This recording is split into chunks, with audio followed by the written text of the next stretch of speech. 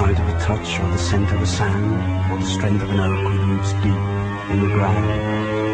The wonder of flowers to be covered and then to burst up through tarmac to the sun again, or to fly to the sun without burning a wing, to lie in a meadow and hear the grass sing, to have all these things in our memories hoard, and to use them to help us.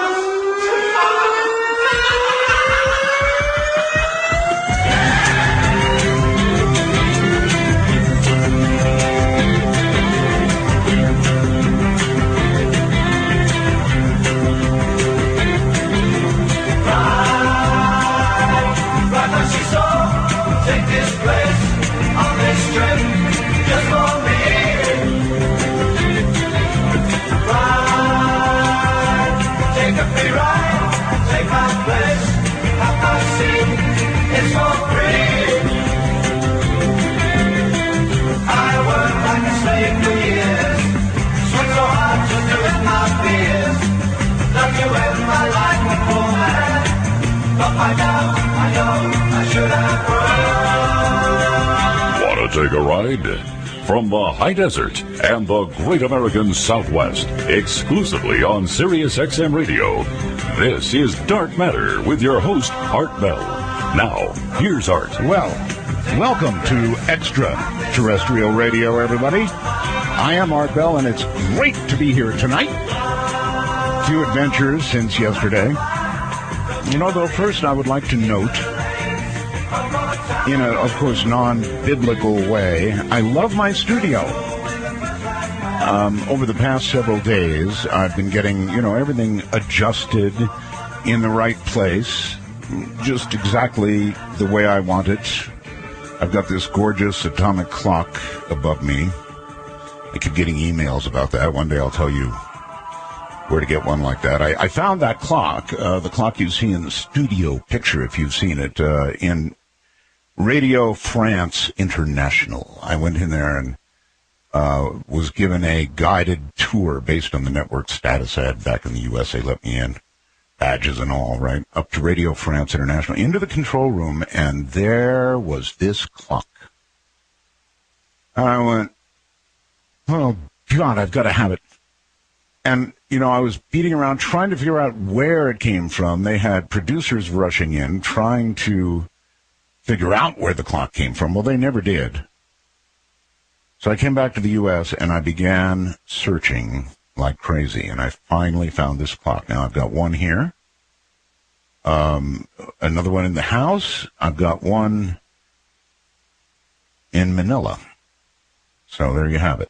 I love these clocks. They're expensive, but man, if you're a time person, there's no other way to go. So yeah, I love my studio. Last night, after the program, I went home, sat down at the computer to browse a little bit, random browsing, took my glasses off to clean them with my shirt. My expensive titanium-framed glasses off, and as they were in my two hands, before I even applied the shirt, I was holding two halves of my glasses. I was chatting with a friend on the phone. I went, oh, my God, my glasses are broken. Left a note from my wife this morning. And she went off to the optometrist, as I had asked her to do. And he put in one lens from one set of glasses, and I had another pair of frames. He put another lens in the other side that was completely wrong. So when I got them back, I put them on, I went, whoa, this isn't going to work. How am I going to read anything on the air? So anyway, it's all straightened out. Titanium, my foot. By the way, last night, Dr. Greer, his wife, Emily, she's a sweetheart, and she told me, look, Dr. Greer is really tired. And he's been hopping from continent to continent. Remember, he talked about that secret meeting. Continent to continent, and he really has been. And I said, well, sit him down with a cup of coffee. And I think she's sat him down with a cup of coffee and a pot of coffee and maybe some Red Bull. I have no idea, but boy, that guy could go. All right, I've got some news for you. And by the way, when a guest goes like that, there's nothing to be done. Either you interrupt them and you get, it sounds really rude, or you don't. And that's about all you do. And I don't interrupt. I've got good news for you. Oh, Canada. Oh, Canada. Guess what?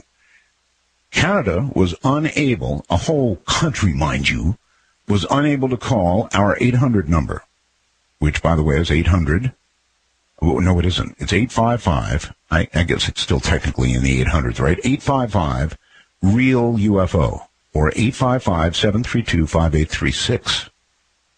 Now Canada can call. They've unlocked the entire country of Canada. Thank you very much, SiriusXM. And thank you for other things, too, SiriusXM. Thank you for the sound quality. I've been getting a number of emails saying, my gosh, Art, the sound quality is really superb. And you know why? Because SiriusXM upped the sound quality for the show. That's right. They upped it. So now you know, but I want to thank them for that. I'm very sensitive to sound, as you know. You know how I feel about cell phones, right? Well, they've upped the whole sound quality. I'm talking about on the satellite. No minor matter. Big improvements in the wormhole.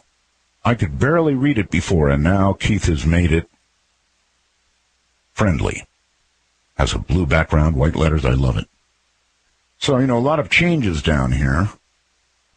I want to remind you that if you have a guest or that you think would be ideal for the program, you want to contact Paul Bowman. Paul loves getting emails. He's been telling me how much he loves getting emails. So if you have a guest you'd like to book for the show, go to artbell.com and find Paul Bowman's name. He's my producer, and he will take care of you. So, there's one other thing. Here in the desert, normally we have really, really clear skies. Absurdly clear skies. But right now, and since this morning, we have had this haze. Oh, it's freaky. You can't see the mountains. You can't find out where the haze is coming from. Normally, if there's a fire, we know about that, and then we get smoke or whatever from California or wherever. No fires. No reason for the haze. No statements from the Weather Bureau. I hope it's not Fukushima dust. So, and this, one last sort of note, and that is, last night we were discussing, everybody wants to welcome me back to radio, and, that's really cool. And I know you're all welcoming me back to radio. But instead of doing it, we're going to adopt from Rush. Rush used dittos. Well, somebody sent me an email, and I don't know how to give credit because wait a minute, maybe I do. Yeah. How about this? Fred. How about Roswell's, folks? If you want to wish me welcome back to radio and all that stuff, just call up and say Roswell's, Art. And that'll do two things. One, it will take care of welcome back, and it's great to hear you again, and all that sort of thing. And two, it'll keep Roswell on everybody's mind, as well it should be. Looking very quickly around the world, Beirut. Seems now they've mapped out the trajectory of the rockets that delivered the nerve agent sarin. And the trajectory looks right at the government. So 'twas not, apparently, the rebels gassing themselves or anything like it. Just what you thought, the government. They're the ones with the rockets. Passengers screamed stop seconds before their bus crashed through a crossing barrier in Canada and then into a commuter train during the morning rush hour in Canada's capital on Wednesday. 6 dead, 34 injured. In Egypt, they're letting the ousted President Morsi talk to his family, and he's okay, I guess. In Mexico, they've got storm after storm after storm. And I believe there are as many as 80 dead now there in the hurricanes that have been spinning up off the coast of Mexico. So not good news. All right, in a moment, you're going to take quite a journey. We're going to be talking to Dr. Jonathan Reed. And boy, let me tell you, this guy has a story to tell that's going to curl your hair. So stand by. Let me talk to you for a moment. You trust me, right? I hope you trust me after all these years. It's something called the Centna Ally. And boy, is it an ally. Instead of a little tinny sound coming out of your cell phone, all you do is put your cell phone together by Bluetooth with the Centna Ally, and then you've got music that sounds like a concert hall. I'm not kidding, folks. It sounds that good. I've shown this to my friends, and they all want it, and then all their friends want it. It's one of those things you have to see to believe. Go to the ccrane.com website and see it. I want you to see it because it's hard to describe. It's kind of a half circle. Anyway, you can carry it anywhere. It's light, powerful, rechargeable, can accept Bluetooth, USB thumb drives, SD cards, and on and on and on. Anything you want. Full stereo sound that makes frankly, it makes most stereos sound lousy. It's that good. You can take it anywhere. Picnics, room to room, whatever you want. And it'll stay connected by Bluetooth. It is so cool. It is exactly $69.95, which I wouldn't have believed. $69.95. The Centna Ally. If you trust me about cool electronics, gadgets, trust me on this. Their number is 1-800-522-8863. That's 1-800-522-8863. The C. Crane Company. And what we're going to do tonight is going right back to near the beginning. I'm Art Bell, and this is Dark Matter.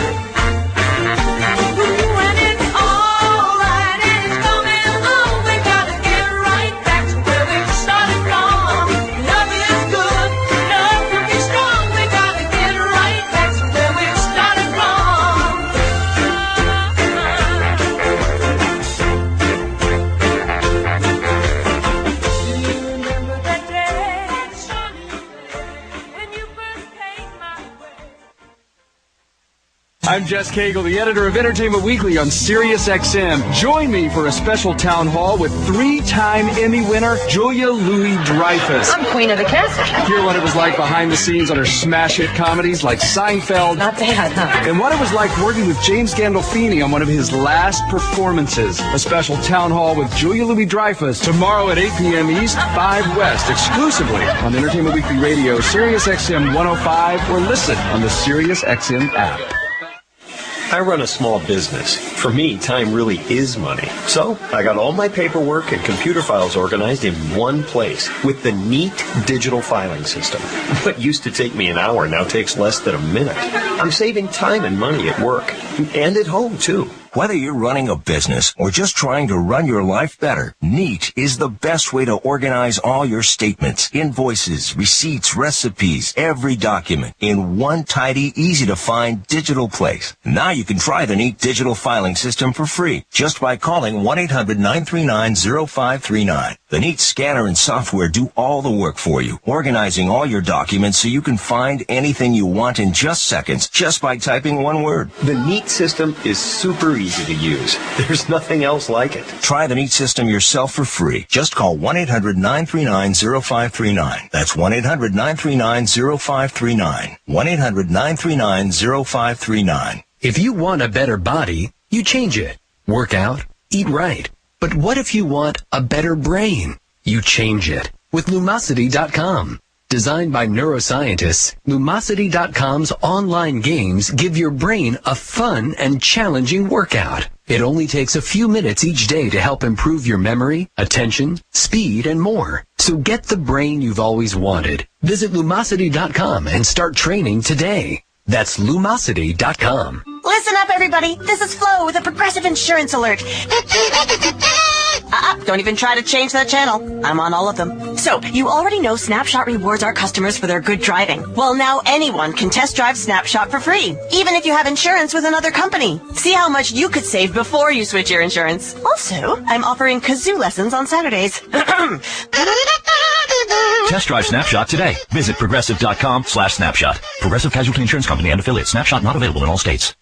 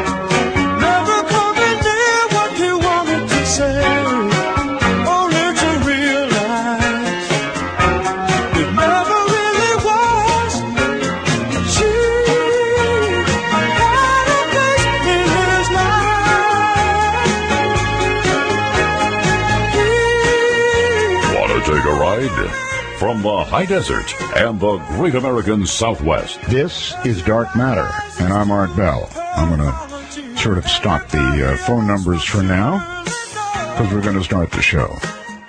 Internationally known contactee, experiencer, author, and lecturer, Dr. Jonathan Reed, whose stated articles have appeared both on international and domestic television, radio, and internet programs, such as Infinito, I hope it is, channel, the Discovery Channel, MX Costa Rica, Peru, Dreamland, Televisa, and the BBC, speaking in South and Latin America, Europe and Russia. And he's done some touring since the show, huh? Along with speaking many times with me. He put renowned radio talk shows, Narbel, me, as well as many others in countries all around the world. His story of personal alien contact is truly one of the most widely speculated, one of the most controversial, and most debated and compelling cases of our time. Having some of the best evidence ever collected relating to the reality of alien or extraterrestrial intelligent life forms interacting with humankind, all of us. His case has also been featured in varied ET articles, television programs, literature, numerous publications around the world. Ladies and gentlemen, Dr. Jonathan Reed. Great to hear your voice, buddy. I am hearing it right. Happy Roswell, Mr. Bell. There you are. Just say Roswell's. Roswell. That really does it, Roswell's. So, how the heck are you, Dr. Reed? Boy, you got a few days? I got a few hours. I'm doing good now, and we'll get into some of those details later, but I'm doing well, and I certainly appreciate the opportunity to be back on with you. Well, I know that your story is wildly controversial, but I also know, and the audience should know, I don't know if we'll bring them all on, but we've got like 3 more witnesses to what you're about to tell us, as incredible as it's going to sound to this audience. And we have to remember there's a lot of new folks, you know, Sirius XM people that have never heard the show and certainly never heard you and never heard your story. So we're going to go through the original story because it's so, I guess, out of this world. Is it fair comment? Well, it definitely warrants some time to consider all the steps that I went through. Because I always say, look, if I hadn't have experienced this myself, I wouldn't have believed it either. Mm-hmm. So. Yeah, of course, I'll just wait. I want to ask you how the years have been in reaction to the story, but not now. Let's do the story so we get it out there. Okay.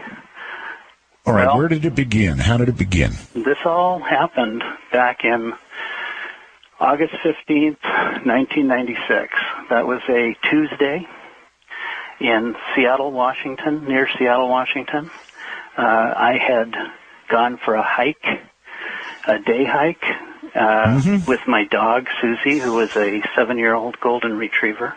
Is that a fairly common thing for you to do, to take a hike in the woods? Sure. To get out of the city, which is where I was living at the time, about, a 45 to 50-minute drive to a beautiful, pristine area near Snoqualmie Pass, about 60 miles from east of Seattle. Mm-hmm. Okay. So we just got in my Jeep, and my dog and I, as we did so many times, and drove to the mountains and parked where we normally parked. And okay, at this point, you're alone, right? Pardon? You're alone, right? Yeah, just you and your dog. Me and my dog. Okay. In the afternoon. This was, at that time, it was about 1 o'clock in the afternoon. Okay.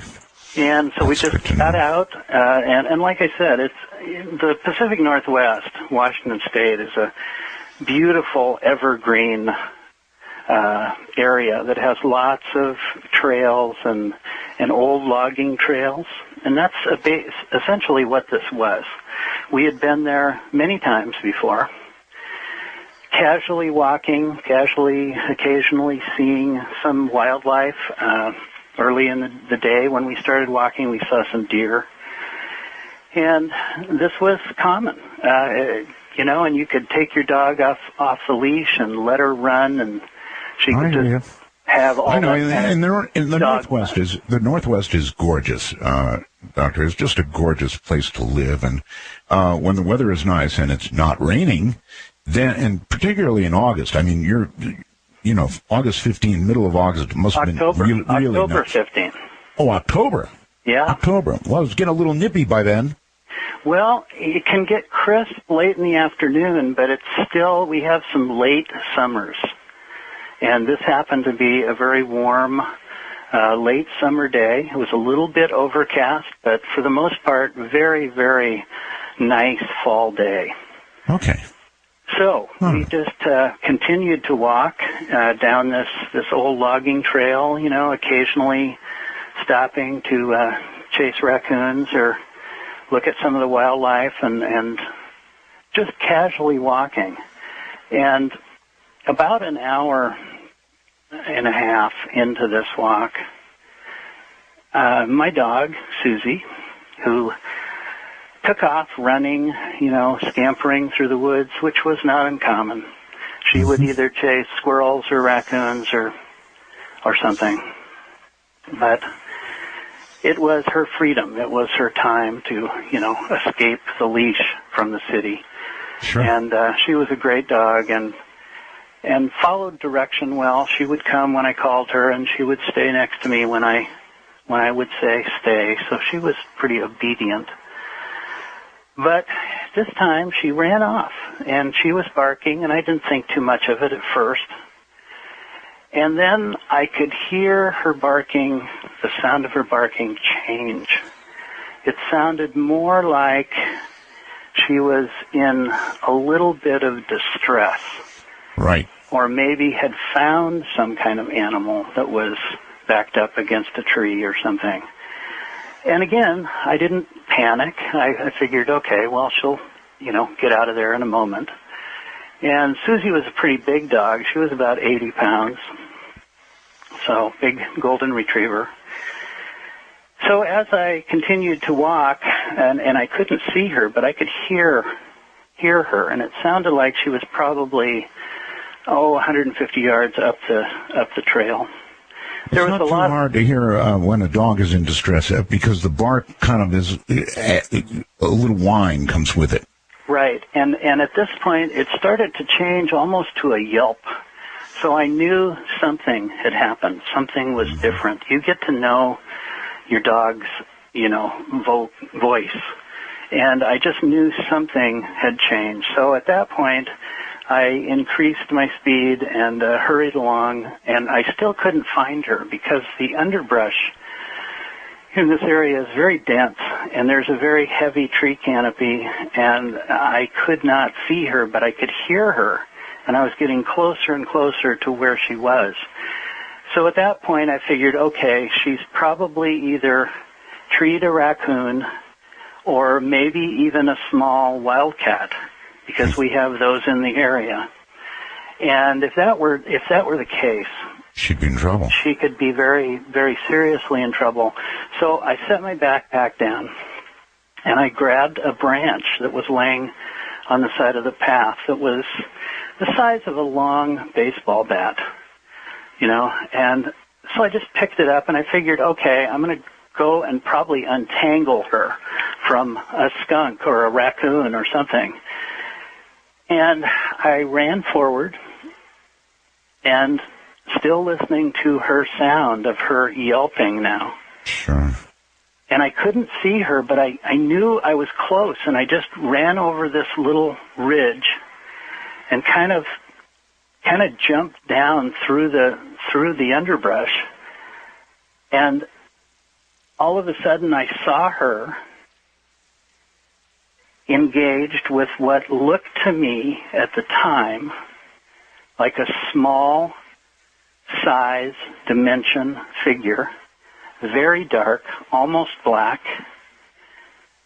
and it was the size of a child. It was mostly the size of a child, but what I was seeing... God, my memory is awful. I don't remember this from the first story. You're saying you saw a small being... Not fully. When you say dimensional, does that mean not solid? No, it was solid. It was solid, but the darkness of the area, and at the moment I saw it, it was shaking. It was vibrating like a paint shaker. So you could not really accurately see the outline, the exact outline. And now that I remember, shaking like a paint shaker, kind of vibrating, so that the outer very quickly. Yeah, extremely quickly, so that all I could barely see was the outline. But my dog, it appeared to me at first that my dog had this thing by the arm. And I yelled, "Susie, let go." And then I realized, and this is what everyone needs to try to remember. From the second that I first stepped down to see this scene, it was approximately 10 seconds. Right. And a lot of times in real life, when something this incredible is happening to you, time kind of slows down. Oh, exactly. And even describing it doesn't give it justice to how fast it happened. And anyway, what I saw was my dog it looked like my dog with her mouth was attached to the forearm of this thing. And they were both vibrating, and my dog was yelping. But then all of a sudden I saw clearly that it wasn't my dog that had a hold of this. It was the arm of the thing that actually extended, if you can imagine, part of your arm molding itself on the head of my dog.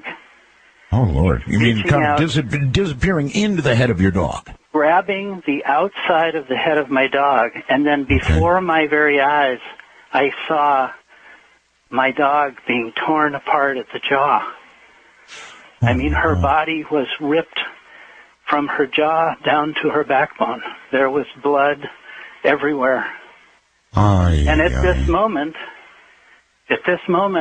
this thing stopped and looked at me. It stopped shaking just for a second and looked at me with these big, dark eyes, and then turned back to my dog, and my dog started to literally implode, literally disintegrate into what looked like a hole in her body. I mean, it literally started to just get smaller, like if you can imagine something vacuuming something up from the inside out. Her body started to fall into this dark space, and then all that was left was this white, gray ash that fell to the ground. And at this point, I jumped forward and hit this thing as hard as I could in the head with this bat, trying to kill it. And it screamed, and I screamed too. You had a bat?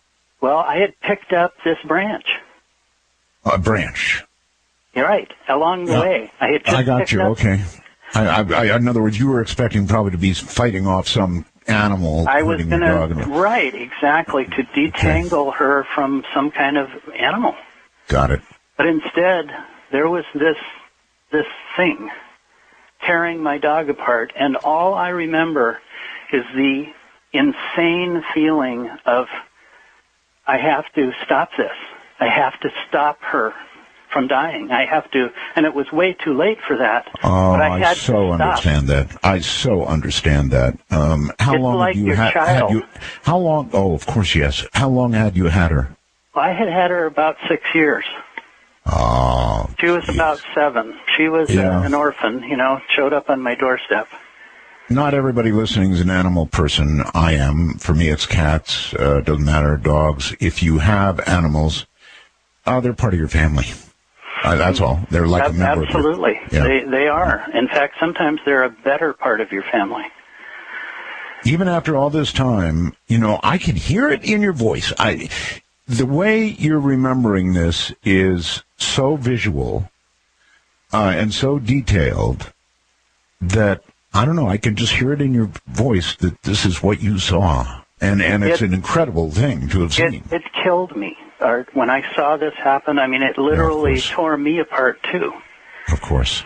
And, but it even became more insane to me, because the second I hit this thing, trying to kill it, and I wanted to kill it, it screamed, I screamed, I think in triumph of trying to stop what I was witnessing, but I almost missed it. I mean, I'm not an athlete. I'm 190 pounds, and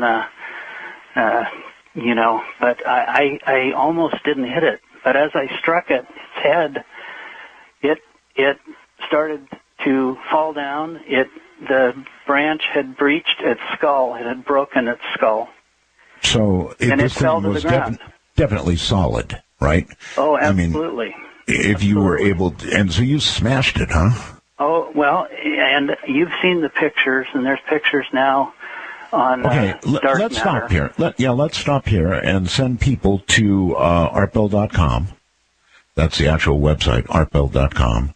And we've got, you want to describe what's up there, where we should look, and what we should be looking at for this part of the story anyway? Well, I don't have a computer on in front of me, but I'll tell you what I sent you. Sure. I sent you 3 different pictures of this creature. We'll call him a creature at the moment. And this was after I had knocked it down and laid it on a thermal blanket that I had in my pack. But you can see its head, you can see its neck. It's very old looking. It has veins and eyelids and a mouth and no ears. It has ear canals. If you expand the one side view, you can actually see the ear canals.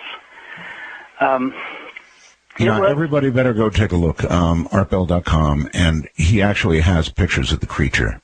I would say this, the second one is my favorite, or is it the first? There's 3. Oh no, the third one is my favorite.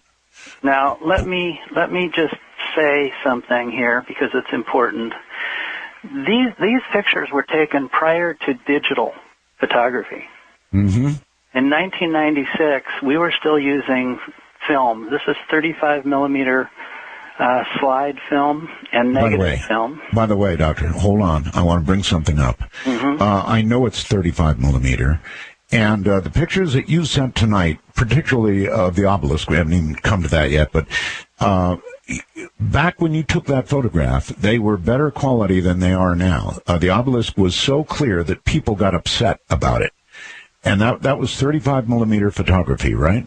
Yes, 35 millimeter, and a good camera, good Nikon camera. What happened to the better quality photographs that you originally supplied to us? Well, when I was told today that I needed to send some additional things, I contacted some of my team, and they sent you what I asked them. As far as original, they're all original.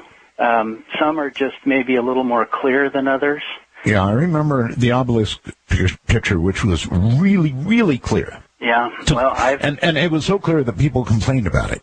I've got, let me just continue the story and say I took approximately 4 rolls of film. I took everything I had left because, I was laying on the ground. The second I hit this thing, I got sick. I got instantly, violently sick, a crippling sickness that dropped me to the ground, to my knees. Can you describe nausea, or what do you mean by sick? So sick, no control of my bowels or my bladder, or throwing up to the point of bleeding, gasping for breath, and not having any muscle control in my body at all. At this point, the creature is itself on the ground next to you? Laying, as far as I was concerned, dead on the ground within about 2.5 to 3 feet from me, and I was now laying face to face with it. Oh, God. And you were sick as a dog. How long did that last? Probably about 2.5 hours. I couldn't get up. I would try to get up. I would fall back down. I would try to slow down my breathing, and I would be gasping for breath.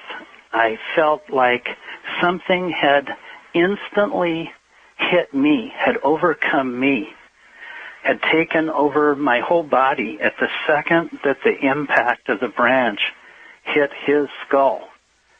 And again, this didn't make any sense to me. It didn't make any logical sense. Prior to this, I was feeling just fine.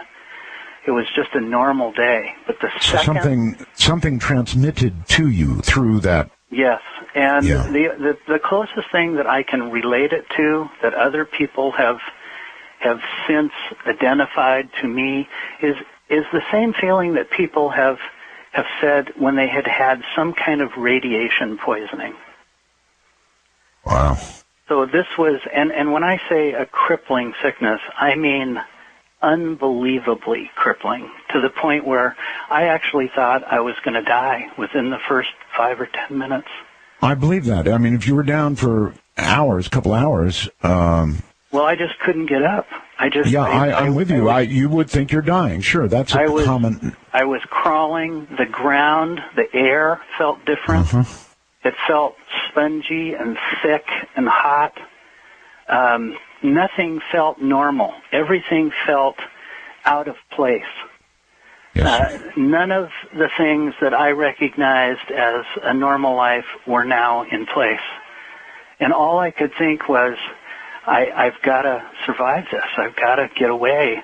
And I started to crawl away from the body just to get away, to maybe mentally focus on something else. Quick question. Do you think that the effect that stayed with you for like a couple of hours that you just described to us was from being in continued proximity to that body? I mean, I would do the same thing, try and crawl away from it, but I'm just wondering, do you think that continuing effect was because the body was there, or just from what happened when you cracked that thing in the skull? I think it was a combination of things, of events. As I tried to crawl away, using what little logic I could find that made any sense, I started to hear a sound in the forest. And it was like a low, ebbing, harmonic tone. And I didn't know what it was. I didn't know where it was coming from, but in my mind I thought, well, maybe it's another hiker. Maybe somebody's got a radio or a boombox or something, and I'm hearing this sound. And I thought, yes, I need help. I hope, that this is what it is. And so I would kind of crawl a little farther, and I'd kind of prop myself up next to a tree, and then I'd get sick again, and I'd throw up, and I'd, just lose all control of my body. Mm-hmm. But I didn't see anything, but I still could hear this sound. I could almost feel this sound. And it was almost like it was scratching in my ears, almost a tactile feeling. And I went a little farther, and I'd fall down, and then I'd prop myself up against a tree, and I'd get sick again. And finally, I got almost angry, and I got up, and I kind of ran through the brush and actually fell down in this little ravine. And then I realized I was next to something that was unbelievable. It was a big black-shaped, diamond-shaped object that I estimated to be approximately 9.5 feet long by about 2 to 3 feet high and about 3 to 4 feet wide. And it was black. We've got a photograph. Yeah, we've got a picture, folks, of this on the website. Big picture. And in discussing this, I call it the obelisk because it reminded me of the top of the Washington Monument. And you said you felt a sound. You felt a sound as well as heard a sound. I felt this sound, this ebbing, low harmonic sound. So low that, it was like I could almost feel it in my backbone. Very, very solid tone. And kind of modulating a little bit up and down, just a little bit. Anyway, I got up and I crawled up underneath this black thing, and I realized this thing isn't touching the ground. It's anchored to the air. It's not floating. It's not moving. And now there's a term, anchored to the air. It was anchored to the air. Or defying gravity, right? And I pulled myself up, got up, stood on my feet, and then lost my balance, and I fell against it. And as I fell against it, the sound changed just a little bit. It became more pleasant sounding for a moment. Pleasant sounding. And this thing was cold, like dry ice. When I pulled my hand away, because of the cold, it actually tore the skin off the palm of one of my hands. It was like granite, like polished marble. Nothing pleasant about that. There was no windows, there was no seams, there was no landing gear, there was no antenna, there was just this black thing. And it was hovering how far above ground? Approximately 2.5 feet above the ground. All right. When I finally got enough. No, Doctor, hold it right there. Hold it right there. We're going to take a break. My guest is Dr. Jonathan Reed. And I guess I don't have to tell you what you're hearing. This is Contact.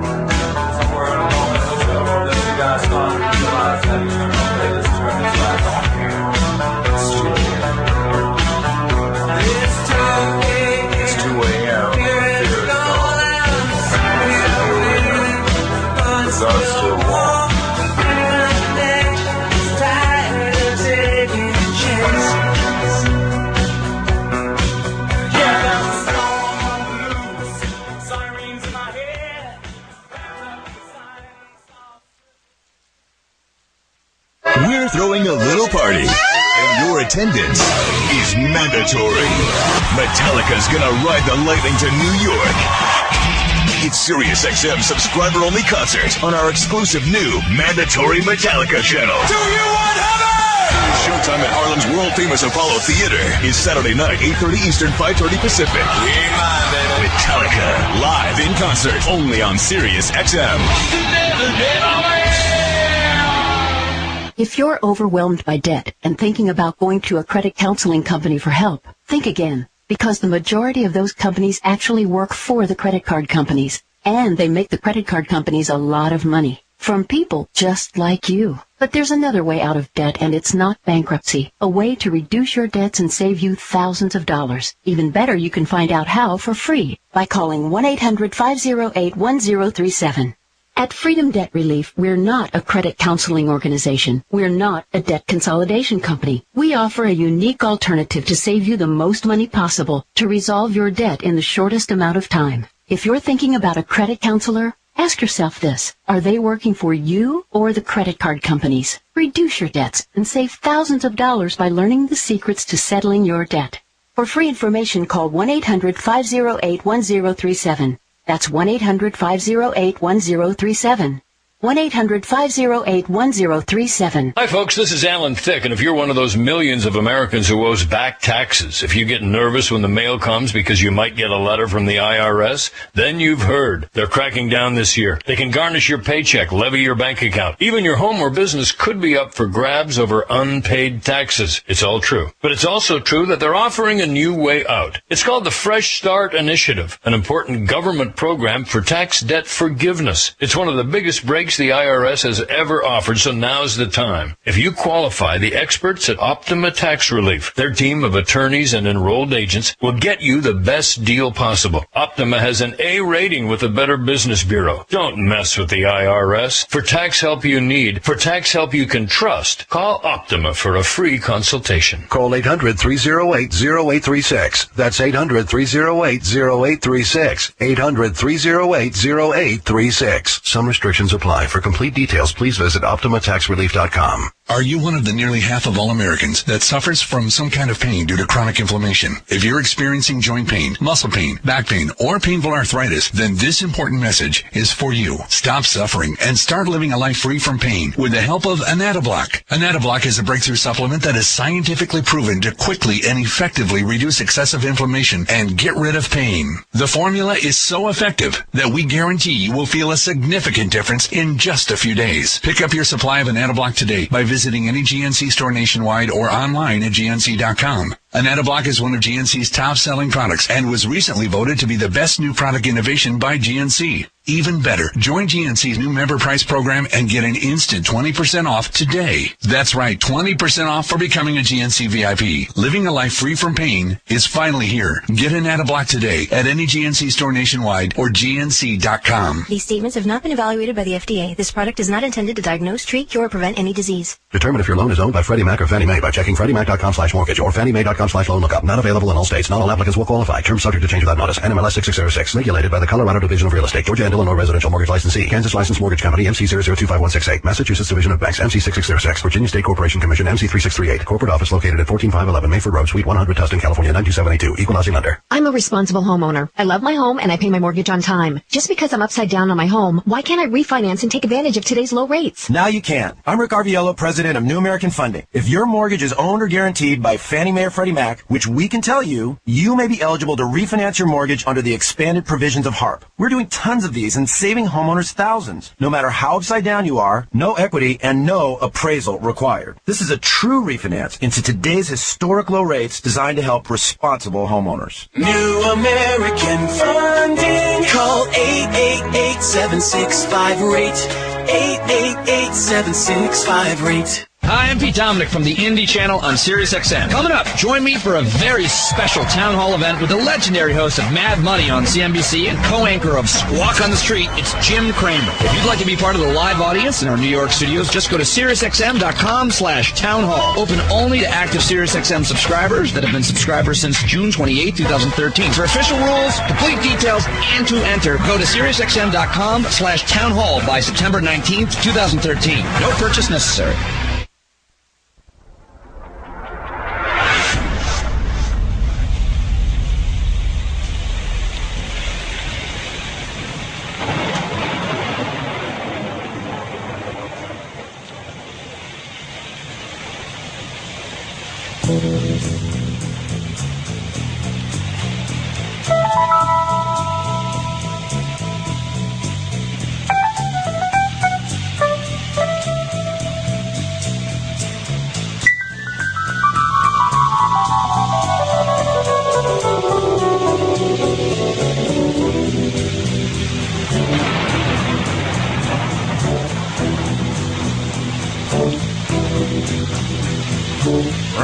Riders on the storm.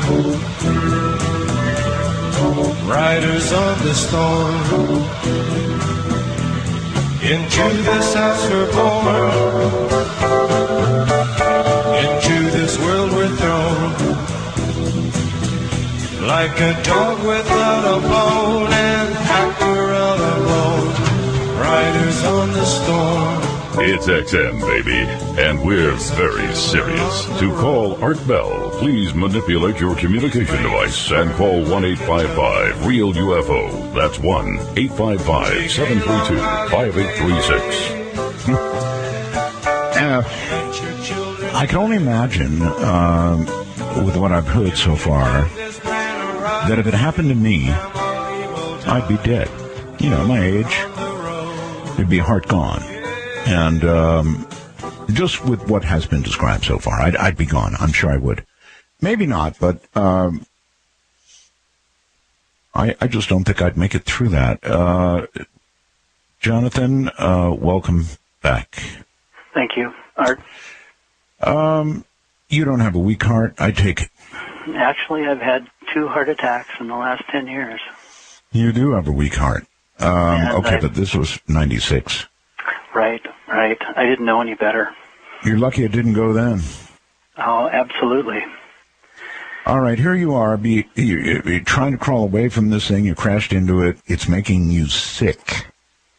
Really sick. Well, I wasn't sure what was making me sick, except I knew something in the whole area was causing me to feel sick and me to feel out of anything that I felt natural with. Right. My world was gone. This was a totally unusual, unparalleled feeling of being out of your own element. I thought I was either completely going insane or that I was going to die from this sickness just from the fact that my body was becoming so dehydrated. And I just couldn't control it. And after I fell against this thing for a brief second, just for a minuscule second, I almost felt like I was inside of it and then got thrown out. And so you felt it? It felt like it was an intelligent machine. Okay. Like it almost was trying to figure out if I was maybe the little guy that I knocked down. Oh. Maybe because I was the only two-legged breathing thing crawling around, maybe it was looking for its partner. Okay, maybe I'm going to ask you for the impossible, but how do you... I mean, I understand that you felt it. It was, in effect, in you, and you felt a kind of a machine, but is there any way to put that really into words? What does a machine feel like? Well, being that it was making this sound, being that it was creating this sound. This big humming sound. And when I touched it, that humming changed. Right. That gave me the indication that, this was somehow generating this sound. And it was so obscure to see this thing in the middle of the woods, so out of place, but yet hanging 2 feet above the ground, not hovering. And I need to really reference that. It was not moving a fraction of an inch. Right. But yet it was there. It was anchored above the ground. I mean, that's what you said, anchored, which is an interesting way to put it. I would have said floating, but you're saying anchored. So stationary, 100% stationary. When you crashed into it, you didn't budge it? Not a fraction. Okay. It made almost no sound as far as me trying to put my hands on it or leaning against it. It almost felt like it was kind of absorbing the sound. Now, this could have been all an illusion because of my sickness as far as the overall sound. Mm-hmm. But I carried on to say to myself, well, I guess it's here. I guess this is in front of me because it's tangible. It ripped the skin off of my hand.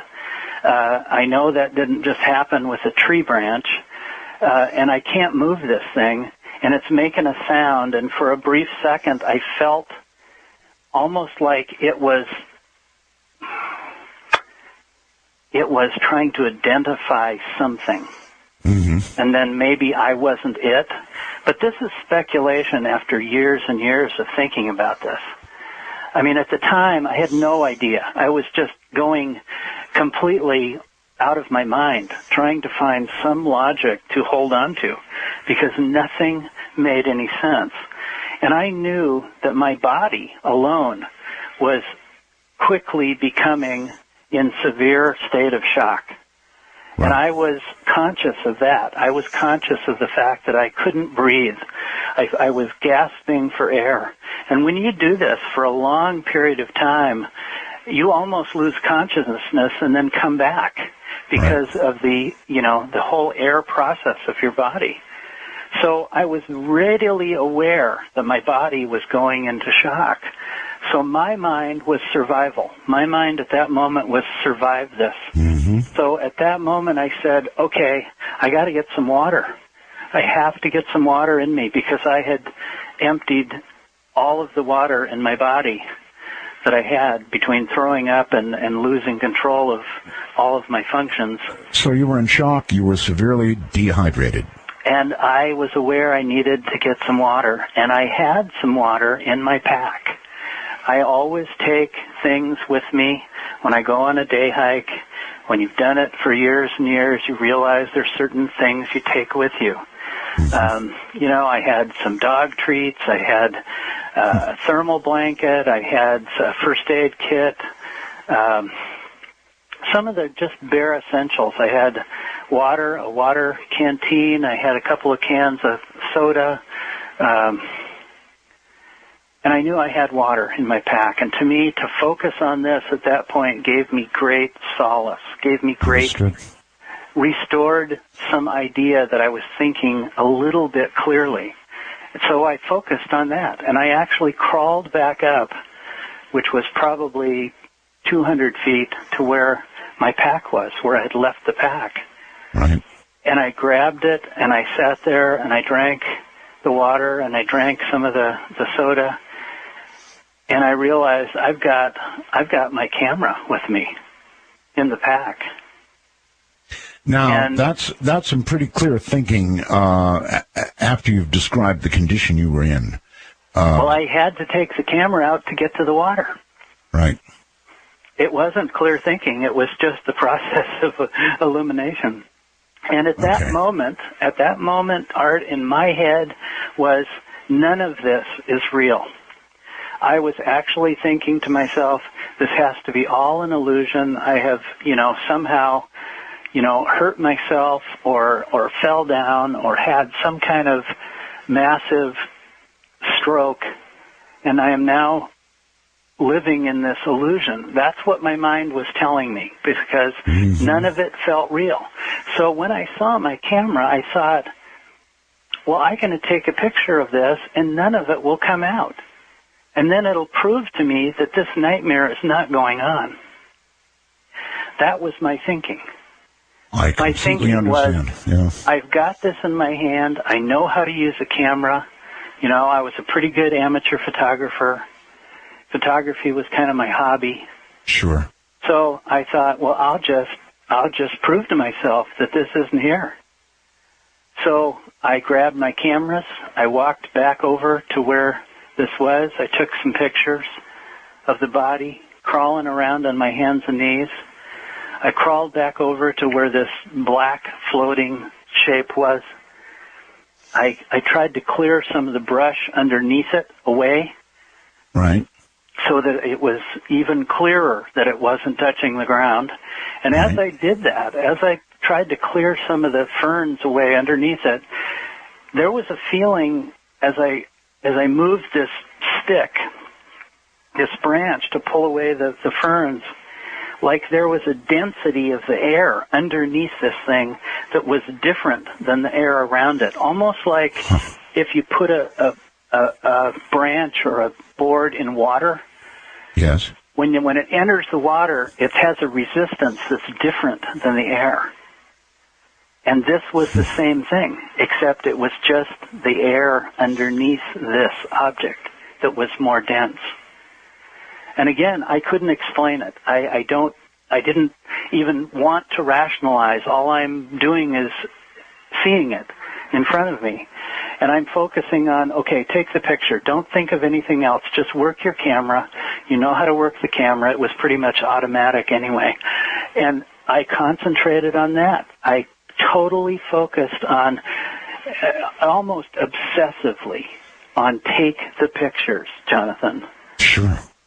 And because it gave me, again, some kind of promise of logic, because I knew how to take the picture, I knew how to take the film out of the camera and reload it, and I just kept saying, I'm going to do this, I'm going to take this, I'm doing this now, I'm taking the picture. And I did. And I also had a video camera with me.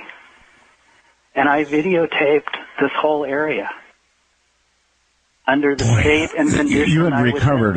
You had really recovered a lot to be doing that. Actually not, Art. If you hear the videotape, I am so hyperventilating and so stopping and so throwing up during the videotape that it's clear that I was not recovered. Art, I am just a man, and I was running on pure adrenaline and only holding on to that logic that kept me moving forward.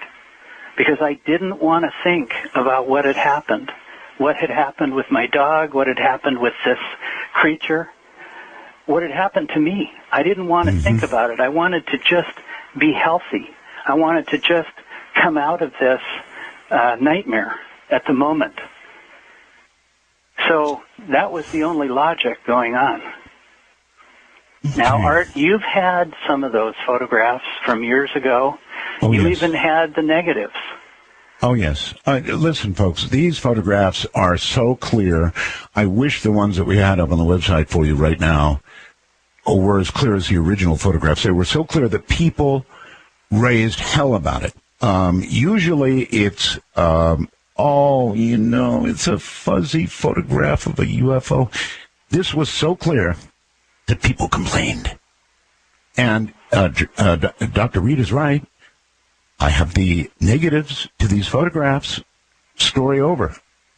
And we also had other people, independently look at the negatives and look at the videotape. And it is exactly what it is. It's just normal negatives, normal positive prints. Was there any reaction? Yeah, was there any reaction to either by the object or the creature to the photographs being taken? Well, as far as I was concerned, the creature was dead. I mean, his skull was broke open. There was a 2-inch hole in the back of his skull. It had cracked the intracranial sac. The blood was everywhere from it, and was it red blood like ours? Yes, exactly like ours. Is it your impression that the obelisk was a vehicle, or was it a companion, or what was it? Well, I've never felt it was a craft. Many people have said it was a craft. I have felt that it was something else, but it was, in my mind, it was alive. It was readily sensing the area and or causing my body to be in such distress. Maybe it was a defense mechanism, I don't know. But it could have been a portal to another dimension. It could have been a doorway or a toolbox. Okay. From its size, you wouldn't think it would be the craft, but as you point out, it could be still a means of travel from wherever to here. Yes. And since then, I've talked to lots of people all over the world who have also seen the same shape, the same dimension, the same object many, many, many different places and over the last 100 years. Now, that's really interesting. In other words, after you originally told this story on my program, you did a lot of, touring? Well, I once you allowed me to tell my story, and you were the exclusive first point of me going public. A lot of people inquired. A lot of people wanted to listen, to understand what I'd gone through, and I felt at the time that I guess this is what I need to do, is I need to tell people. I need to share this with people. Well, I don't blame them. Anybody, for example, even right now, and it's almost as though you're remembering more than you did then, anybody listening right now is going to be aware that this is a serious story of contact. So, yes, I'm not surprised that...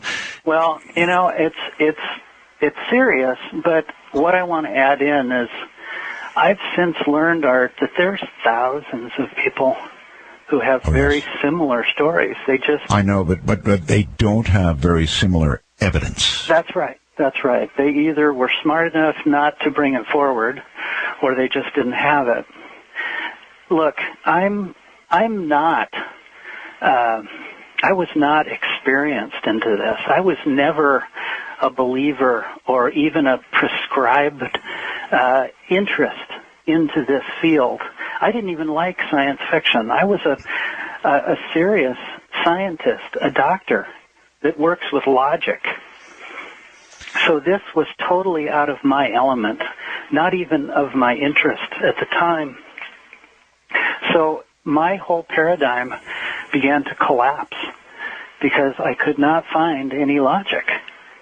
You realize, and I'm sure you've met with this, that these kinds of stories, doctors, scare people, and when people get scared, they get defensive, and they start screaming hoax and all the rest of it because it scares them. It really scares them, and I don't like I said at the beginning, Art, if this hadn't happened to me, I wouldn't believe it either, except for the fact that there's a lot of physical evidence.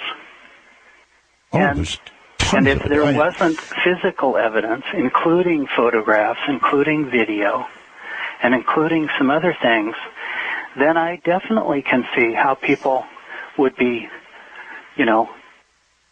hard to see it as being anything other than just a story. Sure. All right. Well, let's pick up because there's so much more to it. Now, you've taken the photographs. Taking the photographs, I put everything, video, kind of crawled back to where I had dragged the pack and drank the water. I drank more. I tried to rest. I tried to not hyperventilate so much so that my body could kind of stabilize. But still, it was in a state of flux. It was not at all calming down. Right. But I felt more, shall we say, more stable. Maybe just because I was doing something and accomplishing something with the photograph. Well, yeah, something familiar that will really help you when you're in shock. And so when I was putting all this, taking the cameras out of my bag and grabbing the water, I pulled everything out of the pack, out of my day pack. And I just kind of, threw it on the ground as I was grabbing for the water. Well, one of the things that I had was a thermal blanket, which is, for people who don't know, it's a Mylar type material, plastic, that you can wrap yourself up in if you find yourself in the snow or if you find yourself in distress in the woods, to keep your body temperature from, reducing. It really works. Oh, they really work, and they're very, very lightweight. I mean, it's nothing more than a very thick plastic wrap, actually. But it's strong. It's got some strength to it. Mm-hmm. Well, I had pulled this out, and it was all in a little package, all folded up in a little package, and it's kind of a silvery gold color, and I'm sitting there with my cameras and putting kind of stuff back in the pack, and I'm thinking, what am I going to do? Now what am I going to do? Right. It's an hour and a half back to my Jeep from walking comfortably when I arrived. Now I'm crawling on the ground. What am I going to do? So I thought, well, I gotta take this body, and in my mind I'm thinking I gotta take this body and put it somewhere where the animals won't get to it. You know, I think I would have been afraid to touch the... Well, I was afraid to touch it. I was in fear of everything. But my mind logically said, cover it up. Cover it up so I don't even have to look at it at this moment. That I get. So I tore open this thermal blanket from its package. I opened it up, and I spread it out over the top of this body and just left it like that for quite a while, just not looking at it anymore. Just kind of letting my mind go away from it. And that felt better. It felt better not to look at it. So I thought, okay, well, maybe I should take some rocks and place around the edge of the blanket so that, animals don't get at it. Well, there weren't any rocks. It's high enough in the woods and the mountains where there just wasn't any exposed loose rocks. Right. And I thought about, well, maybe I can find some more branches and pile it next to the edge of this little rise, this hill, and just kind of cover it up. So, later maybe I can come back and bring somebody back and try to figure out what this is, because I didn't know what I had killed. I understand. You never gave any thought, did you, to trying to drag this thing back to your car? Well, yes. At that point, Art, I decided I would cover this thing up, and I tucked this thermal blanket under the body without touching it. I didn't want to touch it at all. And I just kind of wrapped it up like a burrito, like a sleeping... Okay, quick question. I'm sorry, I don't mean to be barging in, but a sense of, maybe you didn't get it from dragging, but do you have any sense of how heavy this thing was?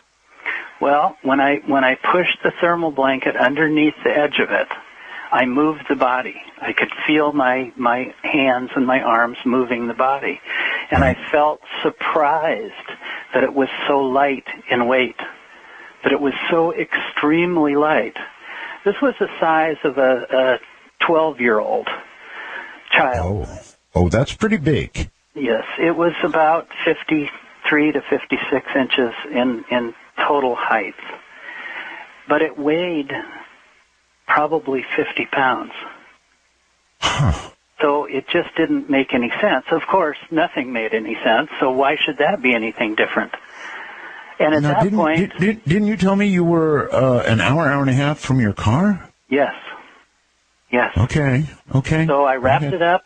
I folded the ends around it. I took the straps of my pack and put around it to lift it up like a sling.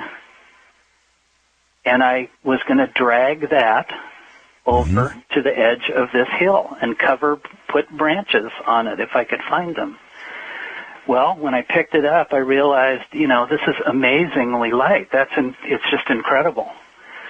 So I took it over to the edge of this hill as best I could, stopping to throw up. And I really couldn't find any branches right there. So I decided, well, I'm going to walk up, put my pack in one hand and this thing in the other. It created a balance. And I'm going to find a place to put this. And then I'm going to get out of here. I'm going to go to my Jeep, because at that time it was getting later in the day. At that point it was, past probably 3:30. And late in October, it starts to get dark. Right. And I knew I needed to get out of there. All right, so this was now maybe 2.5 hours or so into the incident, right? Right. All right. Doctor, hold it right there. We've got to take a break. And this is some story, and you're far from done, folks. Earlier, when I advertise Sea Crane products, I say things like, trust me on this. Well, trust me on this one. It's the FM transmitter. And this so goes with Sirius XM. If you have a Sirius XM receiver and you buy one of these FM transmitters and you hook your Sirius up to it, then you can set the FM transmitter to transmit anywhere in the FM band, and everything that's coming over Sirius XM gets retransmitted in the FM band. Now that means you can go to any radio in your house and listen away. Is that smart or what? Now, of course, Sirius XM is not the only thing you can attach it to. You can attach it to your iPhone and play music, iPad, iPod, smartphone, computer, internet radio. Doesn't matter. It'll transmit all of it to the FM radios throughout your house. They say up to 45 feet line of sight. However, we always like to remind you not to attach a 30-inch wire to it for improved distance. We like to remind you not to go to the internet and look up ways you can fiddle with it. It's powered by an AC adapter, runs on 2 AA batteries if you want it to. I prefer the AC adapter. Covers the whole FM band. Now, it's $59.95. What it says right here, $59.95. Call the Sea Crane right now, the Sea Crane Company, at 1-800-522-8863. The number again, 1-800-522-8863. And don't forget, you can go to seacrane.com and you can get a catalog. All right, well, Dr. Reed is going to be back in a moment, and I don't know about you, but with this story, I need these breaks. You're listening to Dark Matter, exclusively on Sirius XM.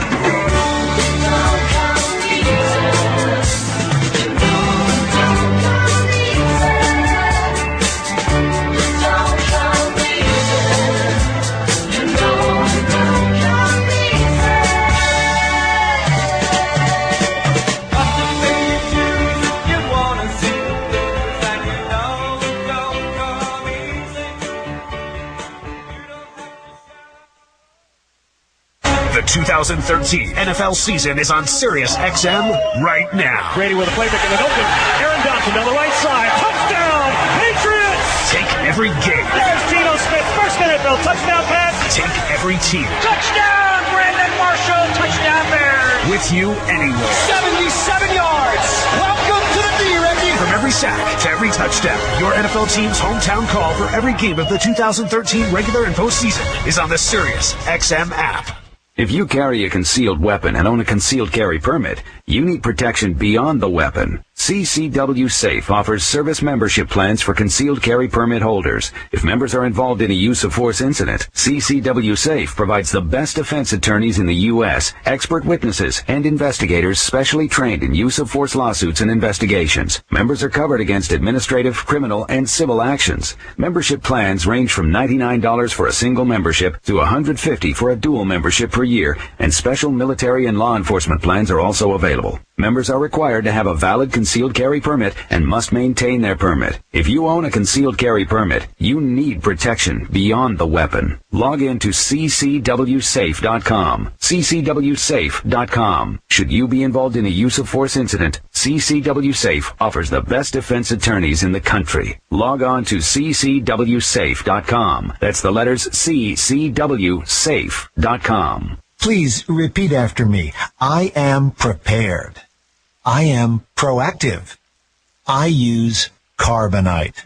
Way to go. Carbonite is backing up your computer files to the cloud for you, automatically and continually, whenever your computer is connected to the internet. And if you don't have Carbonite yet, please Don't risk losing your files forever. Be prepared. Be proactive. Get Carbonite before you have a computer disaster. Not only does Carbonite back up your files for you automatically, you can also access your backed up files on your smartphone or tablet with a free Carbonite app. Unlimited backup space for your PC or Mac is just $59.99 a year. And if you run a small business, Carbonite will back up all your computers, servers, and external drives for a low flat annual fee. Start a free trial today at Carbonite.com. No credit card required. Use offer code RADIO and get 2 bonus months with purchase. Carbonite.com. Offer code RADIO.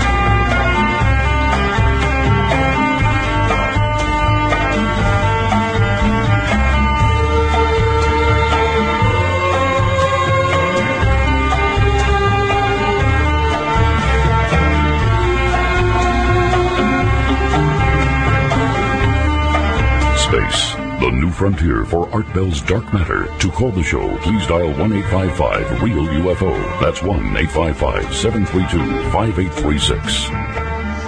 Well, all right, we're going to pick the story right back up again because there is so much more to it. My guest is Dr. Jonathan Reed.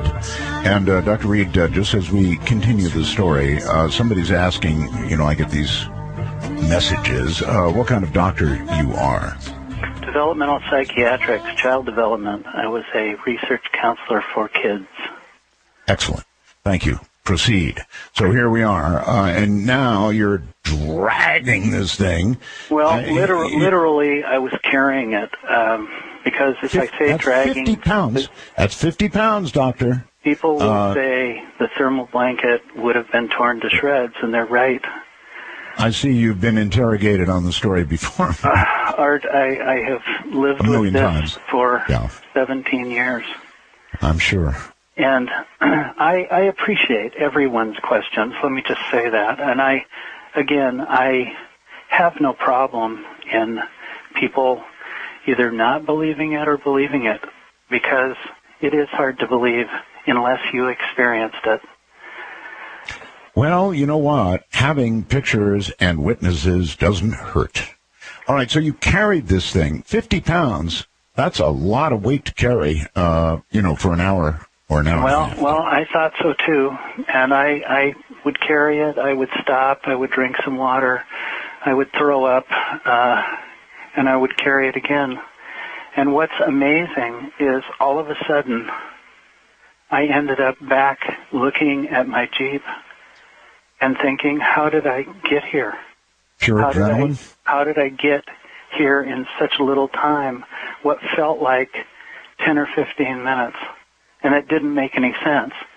But of course, nothing made any sense at that time. Nothing, there was no reality except what I was looking at, what was in my hand, was my key for my Jeep, and that looked comfortable. That looked like home to me. And all I remember is opening the back of the Jeep, putting my pack in this package that was fairly small, wrapped up in this thermal blanket, putting it in the back of my Jeep. And I remember sitting in the driver's seat, closing the door, and just sitting there for some time, not starting the car, just kind of zoning out, thinking, just thinking nothing. And then I looked over and I realized Susie wasn't sitting in the seat next to me like she always was. And I knew something had happened, something. Was there any, may I ask a question? Was there at any point when you touched, even through the thermal blanket, I guess you wouldn't know. I'm just curious whether there was any warmth to the body of this creature, or stone cold, or, anything? It was, for all of my logic, it was dead. It was not breathing. It was not moving. Its skull was broke open. There was blood and brain material coming out of that hole. Gotcha. As Rush would say, room temperature then. Any time that I moved it or touched it, it never moved. Mm-hmm. So it was just dead weight to me at that point. And, you know, I want to say again, I didn't have any great plan. This all came out of nothing more than a survival feeling of getting back to some kind of reality, to where I could address being so sick and I could calm down, and trying to find some way to put this in perspective. All right. Somebody named Heather is asking, was there any scar on your hand from having touched that ship or that obelisk? Sure. The inside. There was. The inside of the palm of my hand, the skin was torn off. So, but, you know, over 17 years, that's kind of healed. Healed, right. You know. Did you document the injury? I don't think I did at that time. I don't think that was my focus. I had bigger things to worry about. Oh, I can clearly see that, yes. And in the next few days, it got even worse. So I drove home. I started to drive home from that space, that place in the forest where I parked my car. And I would drive for, a few miles, and then I'd stop, and I'd have to open the door and throw up. And then I'd drive a little farther, and then I thought, okay, there's a ranger station up here. I'm going to go there. I'm going to get help there. These guys will help me, forest rangers. Yeah, of course. So I got off, where it said Forest Ranger Station. I drove about a mile and a half to where it was. I got out, and there was nobody there. The place was locked up tighter than a drum. I don't know if they were out to dinner or what, but there was no one there. Okay. So I got back in my Jeep, and I said, got to go where I got to go, and I'm going home. And I just drove home in kind of a numb state. And all I remember was the headlights on the road because it was starting to get dark. And I remember pulling in the carport at my house, right, and thinking, I'm here, I'm home, and maybe none of this happened. Maybe it's just some kind of sick illusion that I have gone through because of the trauma of my dog dying. Maybe my dog got killed by an animal, and I just can't fathom this idea. I don't know. That's because the brain doesn't want to digest this kind of information as having really happened. It doesn't know how to put this in perspective. Was anybody home at the time? No. I lived alone, and I sat in the carport for a while, and I just thought about it, and I looked in the rearview mirror, and I could see the top of the thermal blanket, and I thought, okay, I got to do something. I got to get out. I got to get away from this. I don't know. I started thinking about burying it. I started thinking about leaving it somewhere else on somebody else's doorstep. My mind was whirling. I'm sorry. I don't mean to laugh. I'm just thinking if you had done that, then you might have been really responsible for a heart attack. Well, exactly. I probably would have taken it, to the university that I worked at or something like that. But I was so sick, I just didn't want to do anything. So what I did was simply take it out of my Jeep because I didn't want somebody to steal it. I didn't want somebody to find it and have it kill them by shock. I don't know. I don't know what I was thinking, but I thought I got to get it out of my Jeep. And my Jeep is right next to my garage, which is an exterior building not connected to my house, a two-car garage. And I thought, well, I'll just put it in there. So I opened the inside door, small, door to my garage. Sure. And walked in, turned the light on, and right in front of me against the far wall was my freezer. A big coffin-like freezer. Coffin-like. And I thought, this will hide it. This will preserve it. This is dead meat. It's going to go bad. And at least I don't have to look at it. And so I put it in the freezer. I literally just opened the top of the freezer and lowered it down and thought, it's out of sight, out of mind, and now I'm going to go in the house and stand in the shower. And this was over your meats and frozen? No, there wasn't much in that freezer. There was a separate rack that I just took out that had some frozen things, and Art, I didn't care. I didn't care. I wanted it out of my sight. Well, actually, a freezer is a logical place to put a body that you want to preserve anyway. Well, I don't know that I wanted to preserve it as much as I just wanted to get it out of my hands. Right. And out of sight and mind for the moment. That was the logic. Again, I was not thinking very clearly. I was thinking step by step just to get to the next point where I could calm down and not be throwing up and filling my pants. So I closed the garage door. I walked in the house and I did exactly what I said. I stood in the shower with all my clothes on for I don't know how long, just letting the water run all over me and didn't even take your clothes off. No. Okay. No, I was a mess, Art. I bet you were. And by the way, everybody, listen, if you want to see, by now I know you do, the Associated Photography, even though it's not the original best, it's up on the website, artbell.com. Pictures of the creature, pictures of the obelisk we've talked about, pictures of all of this. So go take a look. And I know people are doing this in incredible amounts because it's beginning to crash my ability to read questions. Well, even our website has crashed twice since we've been on the air. So yeah, I'm sure Keith is doing backflips over there. But that kudos to Keith. Well, he's like I am, sort of cranking up, getting going. So I understand. He's probably added another server or two by now. All right. So the thing's in the freezer. You're in the shower. And I get out. I try to calm down. I try to drink water. I try to sit down. I can't. I'm laying down. I'm thinking. I'm feeling a little better, maybe 10% better. So I'm not panicking, trying to think, well, I've got to go to the emergency room.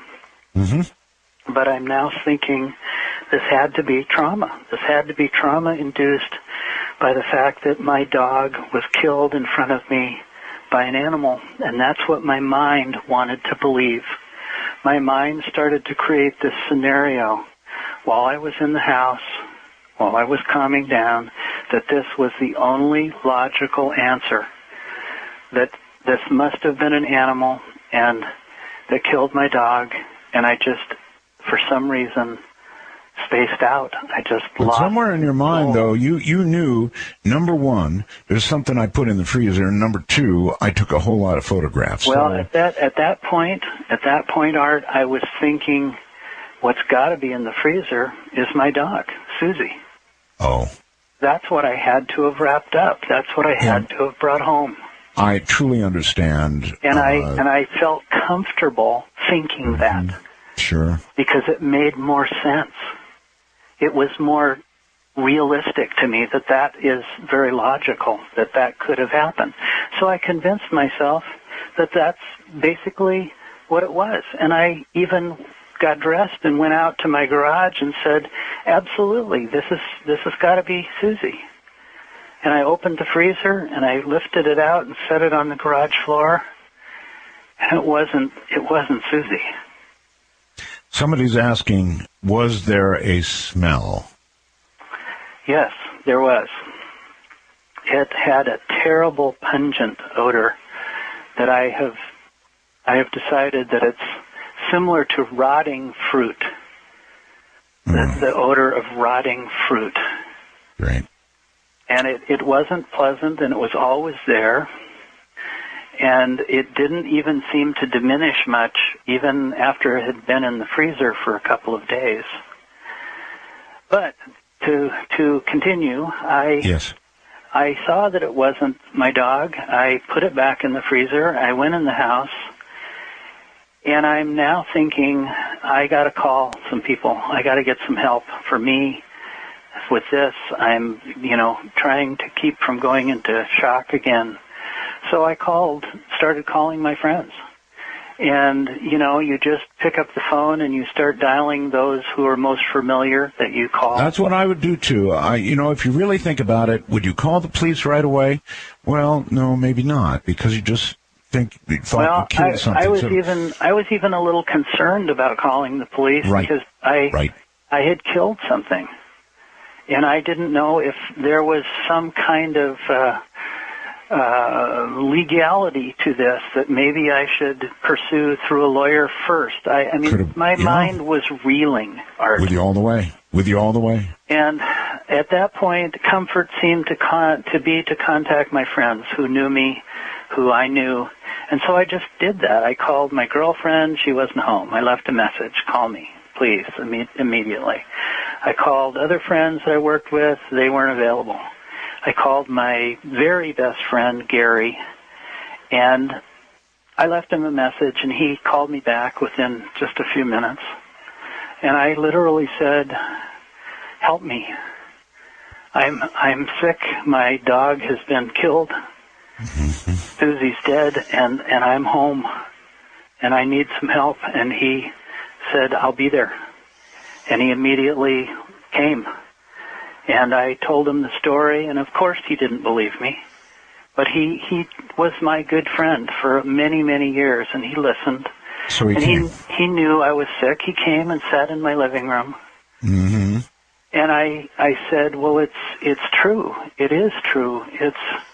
And he said, well, Jonathan, we all go through difficult times, and I'm sure you're feeling. You probably got a bad bump on the head, buddy. Right, exactly. Yeah, and what can I do for you? And I got angry.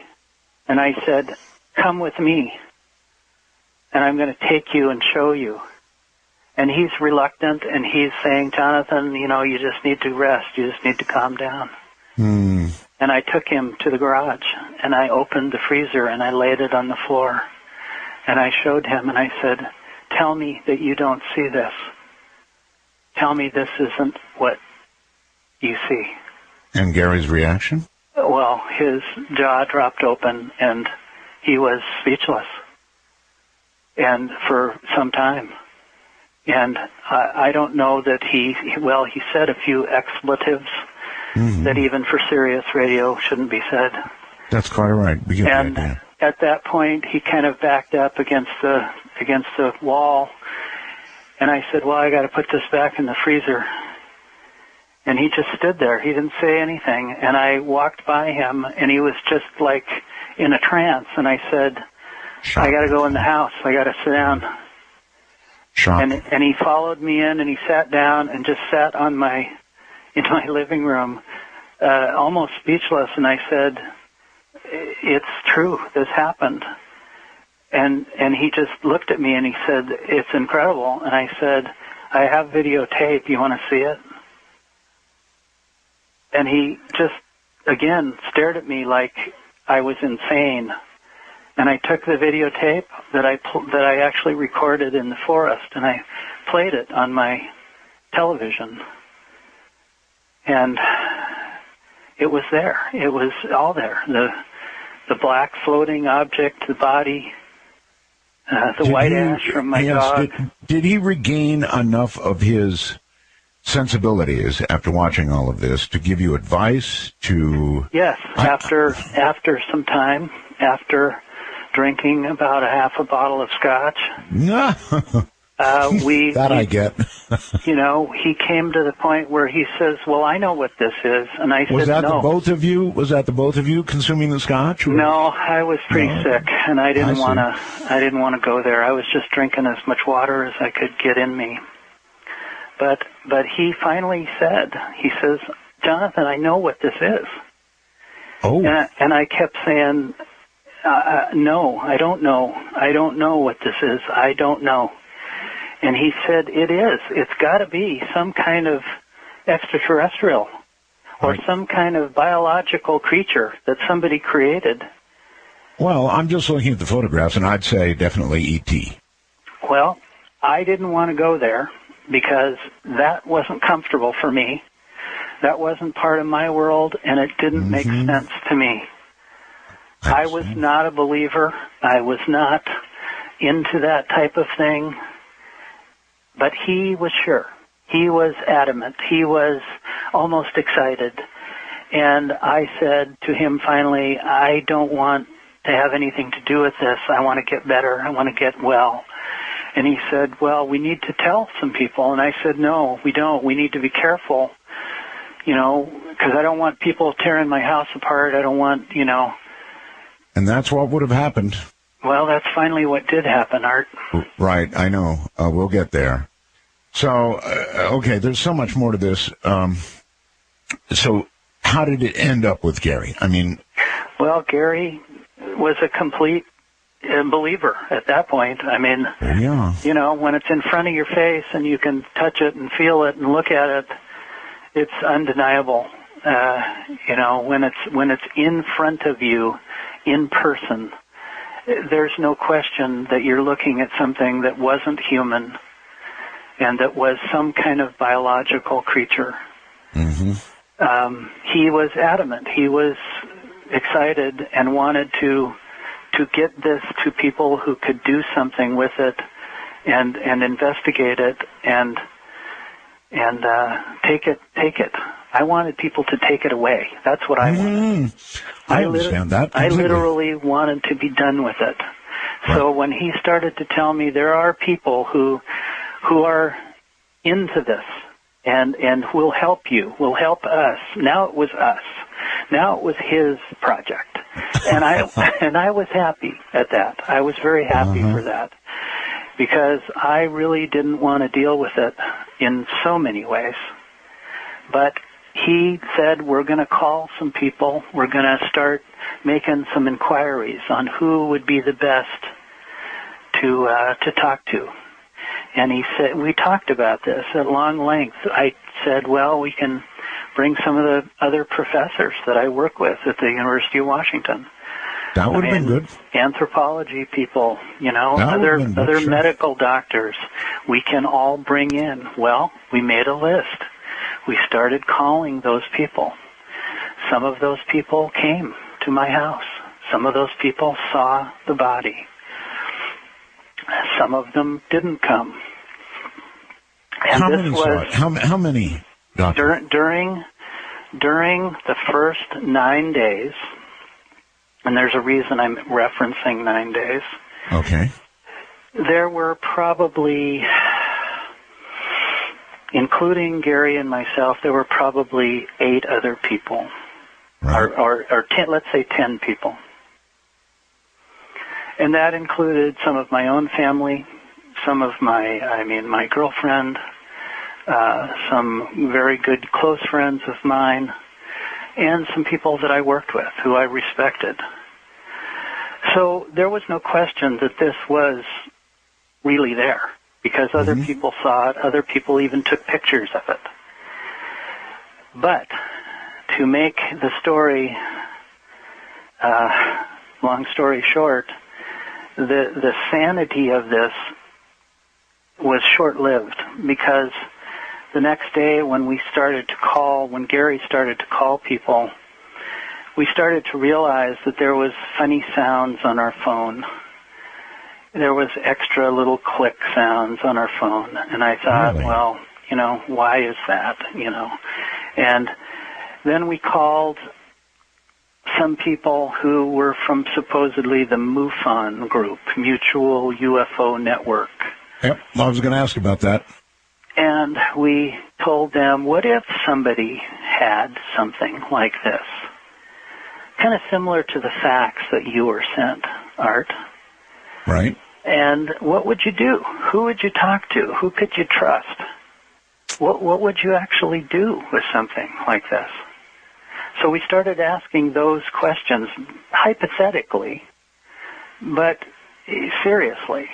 Most people hung up. Most people, we called Air Force, we called the police, we called a lot of different groups who basically didn't want to have anything to do with it because they thought it's a prank. It's got to be some kind of a fraternity prank or something. Sure. But when we called the MUFON people, they were excited. They were very happy. They gave us good information not to tell anybody else, not to talk about it. They wanted to meet me in a public place. They asked if I could bring some of the pictures, if I had them developed. And within a day, I had them developed. Within a day, okay. Yeah. Photo processing, there was a lot of independent photo processors who you could run the film up to, and they'd have it to you, in 4 or 5 hours. Right. So that's what we did. And so anyway, consequently, we met with these people. I gave them a box of things, pictures and some negatives and a few other things. You had an awful lot of proof. Yeah, I did at that time. And I gave it to them, and then they said, okay, well, here's, another number for us. Call us back. And, we'll definitely be talking to you by tomorrow at a certain time. Well, that time came and went. They never called. We called the number. It didn't exist. It was an out of order number. We called a MUFON number that was listed in the directory. That's, a paper book for those who don't know, the phone book. And they said they never had heard from us. They said that they had never gotten a call from us. So somebody had intercepted my phone calls, had, pretended to be MUFON, and now had about 50% of my evidence. So, and then it got worse. And then people started coming to my door and knocking on my door. 3 individuals who were dressed in black, who drove a great big black car, and who were very strange the way they talked to me. In what sense? How? In that it was almost hypnotic, their conversation. It felt like you were a little bit sleepy when they were talking to you. Are these the traditional men in black? Well, they were in black suits, and they looked like that to me, but I had never heard that term before myself. I understand. Doctor, hold on. We've got to take a break. Dr. Jonathan Reed is my guest. We're crashing websites all over the place. That I know because I'm crashing here. Alien in the Freezer story. I'm Art Bell. This is Dark Matter.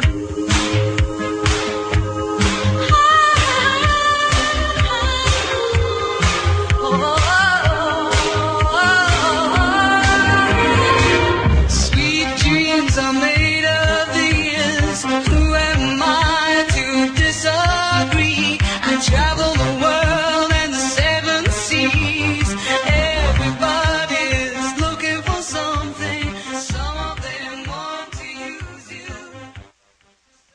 Avicii! Worldwide phenomenon. Swedish DJ and producer. Avicii. Hey guys, this is Avicii. Breaking genre barriers with the chart-topping single, Wake Me Up. Debuting his highly anticipated album, True. SiriusXM presents the Avicii True Town Hall. Tomorrow, 6 p.m. Eastern, 3 Pacific. Exclusively on BPM, SiriusXM 51, and on the SiriusXM app. If you're overwhelmed by debt and thinking about going to a credit counseling company for help, think again, because the majority of those companies actually work for the credit card companies, and they make the credit card companies a lot of money. from people just like you. But there's another way out of debt, and it's not bankruptcy. A way to reduce your debts and save you thousands of dollars. Even better, you can find out how for free by calling 1-800-508-1037. At Freedom Debt Relief, we're not a credit counseling organization. We're not a debt consolidation company. We offer a unique alternative to save you the most money possible to resolve your debt in the shortest amount of time. If you're thinking about a credit counselor, ask yourself this. Are they working for you or the credit card companies? Reduce your debts and save thousands of dollars by learning the secrets to settling your debt. For free information, call 1-800-508-1037. That's 1-800-508-1037. 1-800-508-1037. I run a small business. For me, time really is money. So I got all my paperwork and computer files organized in one place with the neat digital filing system. What used to take me an hour now takes less than a minute.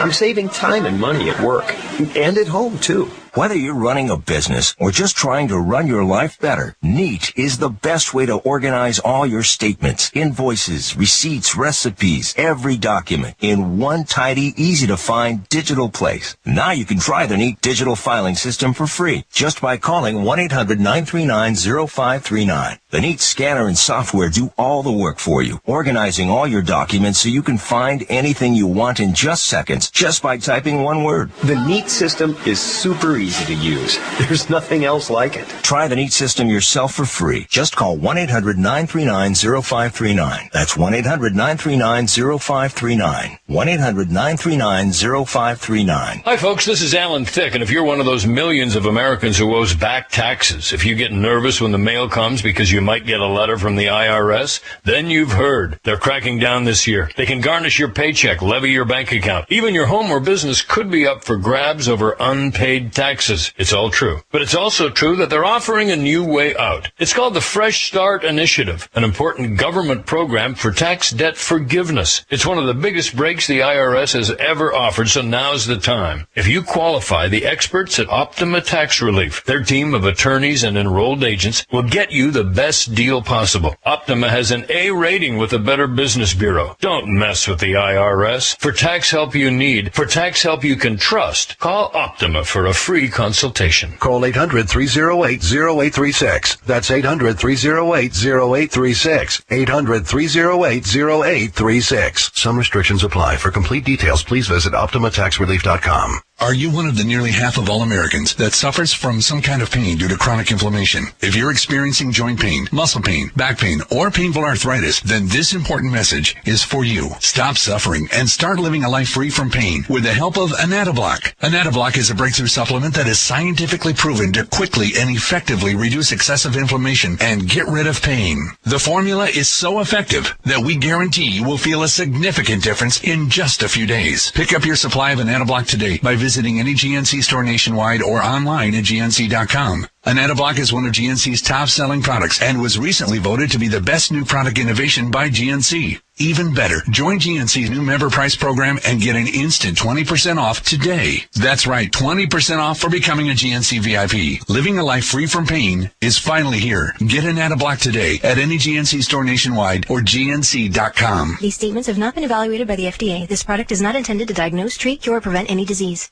Hi, I'm Pete Dominic. You know me from Comedy by Request on Raw Dog and hosting a political show on POTUS. Well, I'm taking my show Stand Up to the Morning. We're talking about the most important issues facing you, your community, your country, and your planet on Stand Up. Sometimes we'll work in my issues as well. And boy, do I have some issues. The smartest guests, the best conversation. We want you to contribute. Join it. Be a part of it. Stand up for something with me, Pete Dominic. Or don't, and just sit, but listen to the show. Monday through Friday, 6 a.m. East, 6 a.m. West. It's on Indy, Sirius XM 104. Or listen on the Sirius XM app.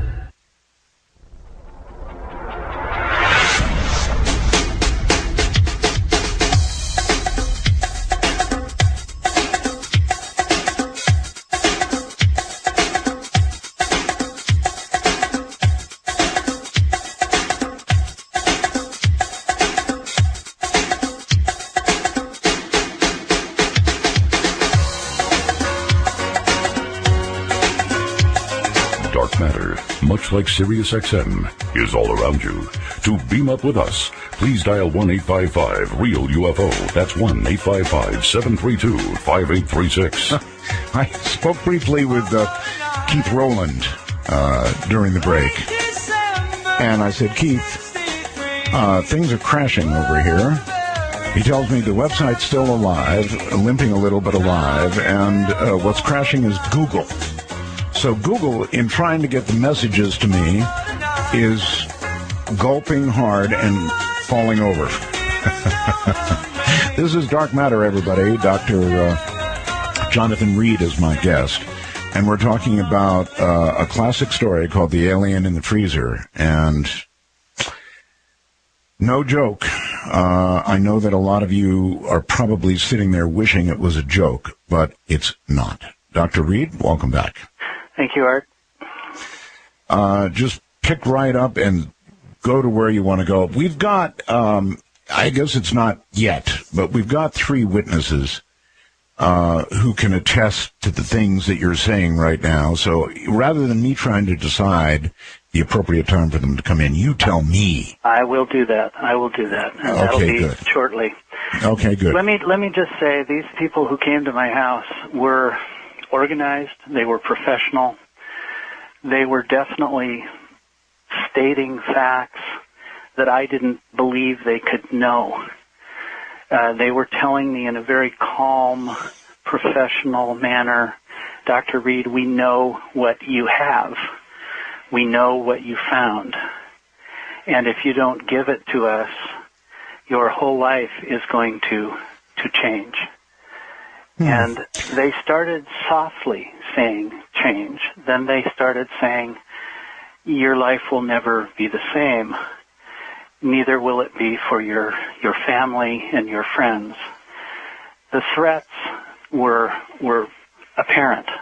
Yeah, it's almost like there's a bullet here with your name on it. Well, essentially, a little bit less than that, but yes, definitely same idea. Yeah. And letting me know that they would take care of this unless I complied with their demands. And at that so point, what'd you tell them? Well, I told them to get the bleep out of my house and that I was calling the police. Very good. And they calmly stood up and walked to the door, and they said, that's okay, the police are with us. And I looked out into the street behind their car, and there was a Seattle police car parking there. Holy moly. And they just said, we will be in touch. You have an option. And I just again told them to get the bleep out of my yard and my house. I was angry. They said they were going to take away my life. And my we're now, excuse me, Doctor, we're now how far from the incident itself? How many days or weeks from the incident itself? This was 2 days. 2 days. Okay. 2 days in. All right. And I was angry. And they were right. There was a police car there. They drove away. The police car followed them. Well, at that point, I was angry. I was afraid. I was,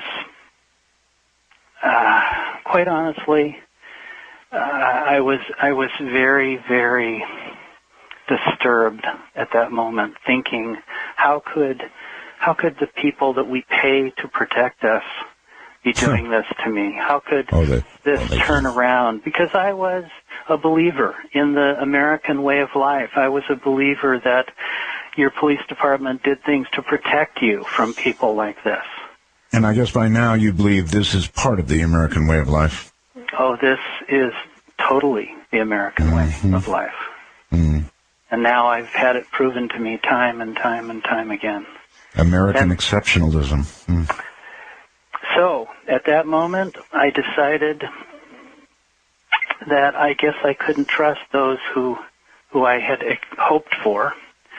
And I decided to take things into a little bit different direction.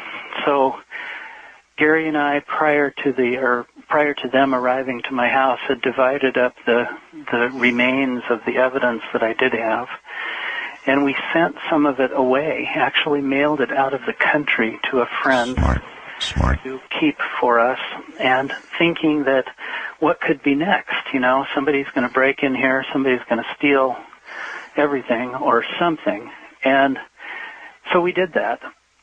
And the next day, I had a friend who was a doctor going to come over and view the body, who was a orthopedic surgeon that I worked with in I don't blame you for mailing the evidence away, but you couldn't very well mail the body away. Well, right. That was the truth. I couldn't really take that away. We considered it. We considered if I could get help from one of these guys from the university medical center, I figured I'd be home safe. Sure. And that was my idea, was to bring him over, let him take a look at this, and get him involved and take it to the university. That was my plan. So I had called him. He had answered the phone. He was very excited. I told him I had something that I wanted him to see, but I didn't identify it on the phone. I just said, there's something you need to visually see with your own eyes. Is this one of our witnesses? No. No. Okay. All right. But this was somebody I had known for years. Mm-hmm. And known him in some casual personal sense, being a friend, doing some things outside of work with. So he knew me. He knew that I was being serious. And he said, yeah, I will come over. And so the plan was he was going to come over that next day after these people were in my house. And the time came and went, and he didn't show up. Oh. And I called him, and I got him on the phone, and I said, where are you? I expected you to be here 45 minutes ago. And he said, I can't do it. I just can't come. I can't be involved. And there's just too many things I just can't say. So in other words, he had been contacted. Well, I later found out that is exactly what happened. Somebody had basically walked in and intimidated a lot of friends of mine. And the process, so your phone now is so totally tapped. Right. Simple as that. So we're even talking cryptically when we're on the phone. We're not even saying anything specific. But anyway, I was angry. I was angry that he didn't come. Here's a friend that I needed, and he didn't come. So I decided, okay, I'm going to go back out to the garage. I had taken out a table and a big light to let this guy examine Freddie, which we took to calling this alien Freddie because Gary said it reminded him of one of his old bosses. So Gary named him. I don't mean to laugh. Gary named him. Exactly. Gary named him Freddie. I didn't want to give it a name. I did not want to make it personal. That was a killer of your dog. Exactly. So I'm putting away the table, the folding table, and the light in the garage. And I hear this sound that sounds kind of like a scratching or a rubbing sound. And I thought, well, maybe it's the compressor or the freezer, because it was an older freezer that somebody had gave to me. And I thought, well, if the compressor's going out, the body's going to decompose. We're going to be in trouble. Yep. And then I thought, well, maybe it's rats, or maybe there's a rat, or something in some paper or something behind the freezer or whatever. But anyway, I thought, okay, well, I'll look in the freezer because there's a thermometer inside the freezer door. Right. And if the temperature is going up, then obviously the compressor is broken. Yes, sir. So I just went over there, just like I had time and time again for the last 3 days, opened the door, and this thing that was in the thermal blanket unwound itself and stuck its head out and started screaming at me. Oh, my God. All right. I, of course, remember this moment from the previous interview. Now, there is a recording of this scream. Now, how in the world, and how did it get recorded? How did this happen? Well, later on, not this moment, but later on, I had actually taken a video camera out to the garage in hopes of recording it. But not at this moment. But this scream actually came from later on. But it was the same type of scream. All right, I might be able to play it. Let me see if I can do that.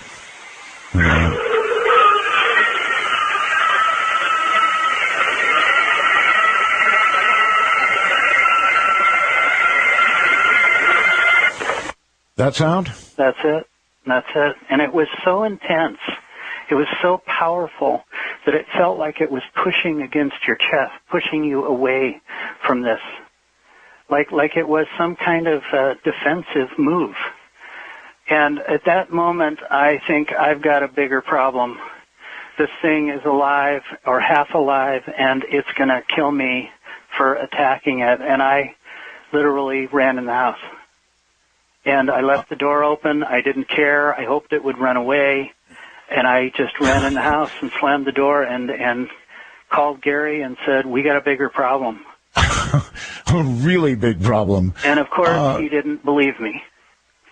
Really? And I said, you've got to come over here. And he went through the same process, the same idea. Well, Jonathan, you're probably just stressed. You're probably still just sick. And I'm just listening, and I'm stressed. And all I said was, come with me. I'm not going to say anything to you. Come with me. And we went in the garage, and, of course, he was just, perfectly fine until I opened the freezer, and it came out and started screaming at him. And I didn't think he was going to stop running. Because he ran out of that garage and just kept going. He couldn't even get to the door fast enough. By Gary.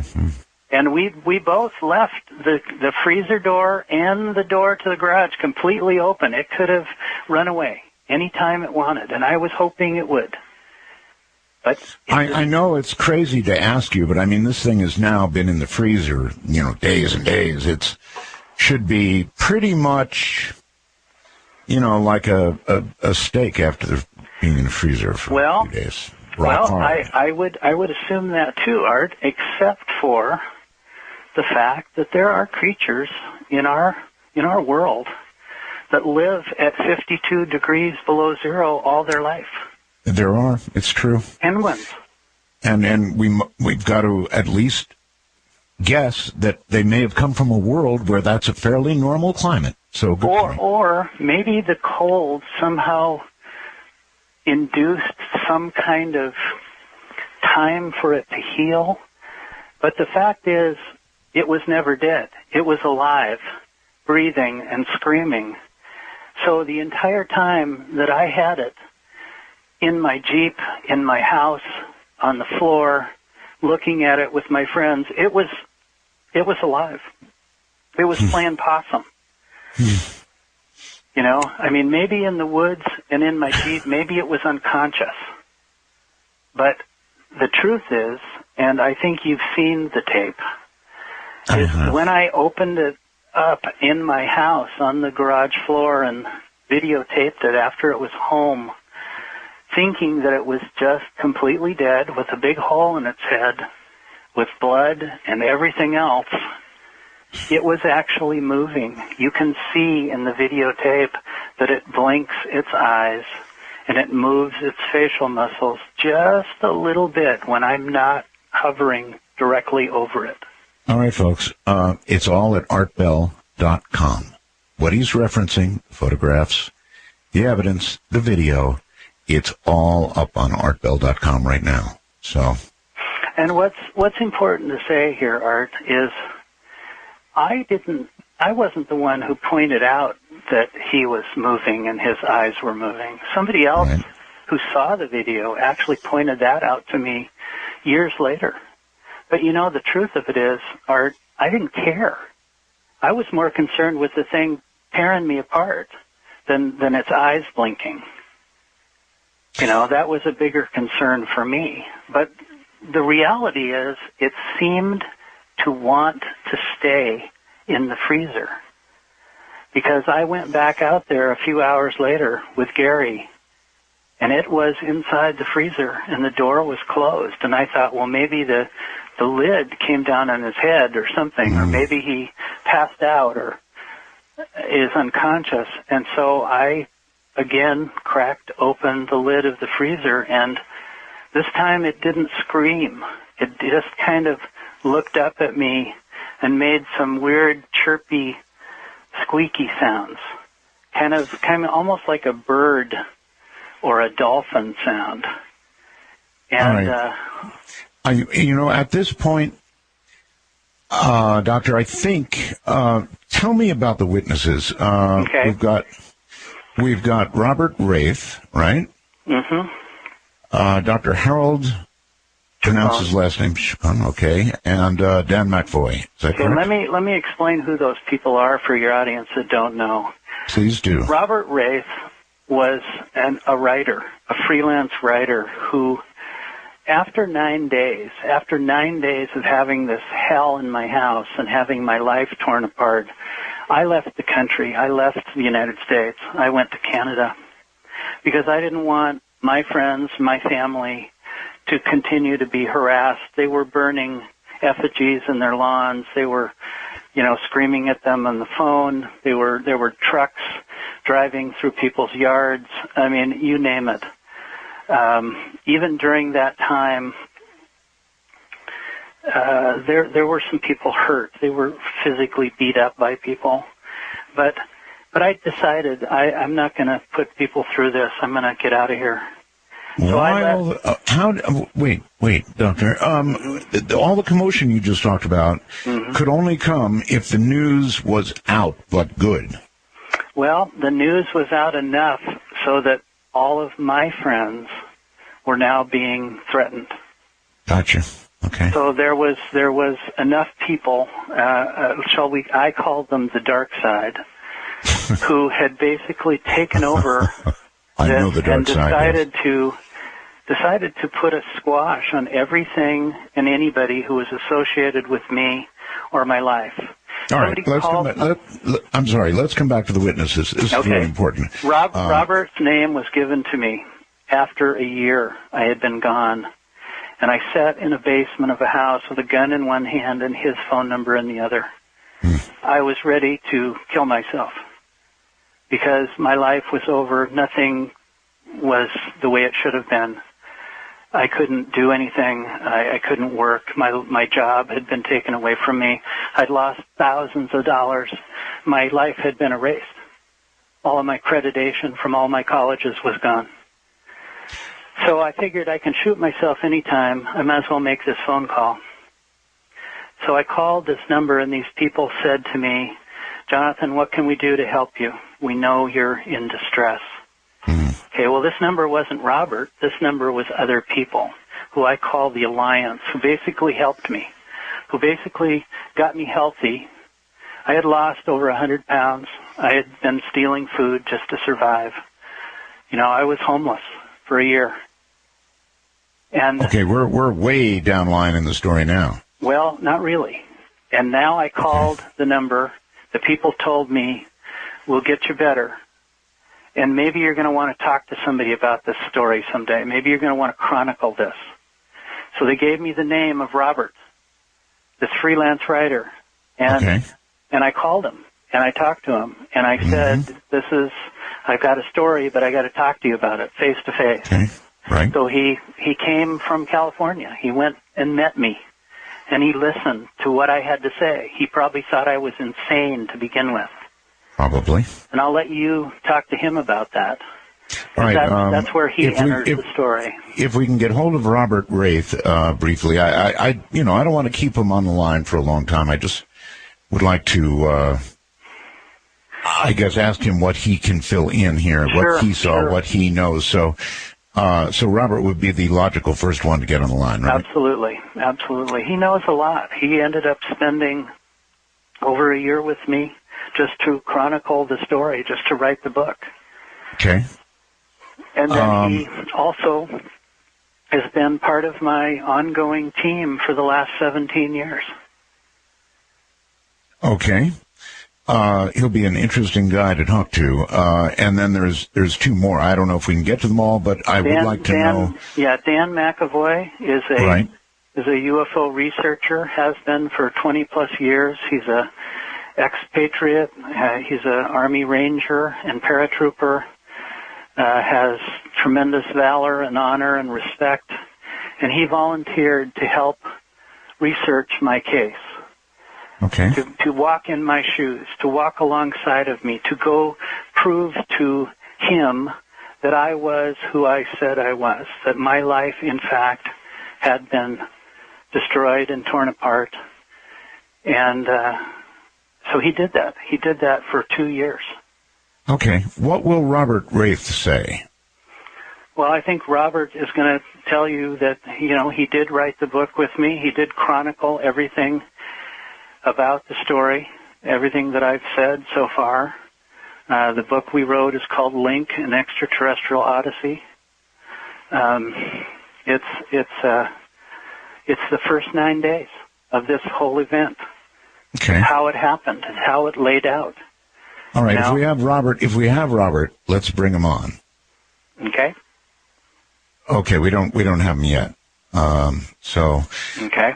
We've got two other witnesses. So just tell me, Rob, you sort of told me Robert would verify that he saw all the evidence. Did Robert see things that we have not seen photographs of or heard? Yes. He did. Okay. Yes. Did any of these people, these three people, see the creature itself? Yes. Who? Robert saw it. Robert. Okay, good. Well, we're trying to get Robert on the line.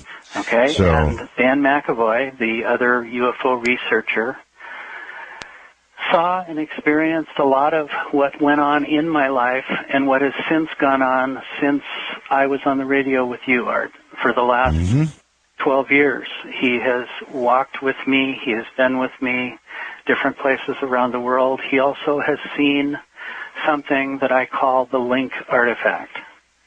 Okay. And this is a silver bracelet type object that I found in the forest next to the body when I originally encountered this situation.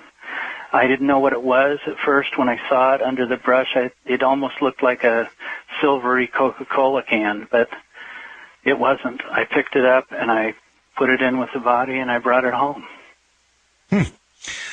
Okay. I guess we're having some difficulty getting hold of these folks. What we're going to do is take a brief break right here. Okay. See what we can do. We do have numbers and contact information for Robert Wraith and the other two witnesses. Whether we can get them through a jammed-up phone system, we'll see.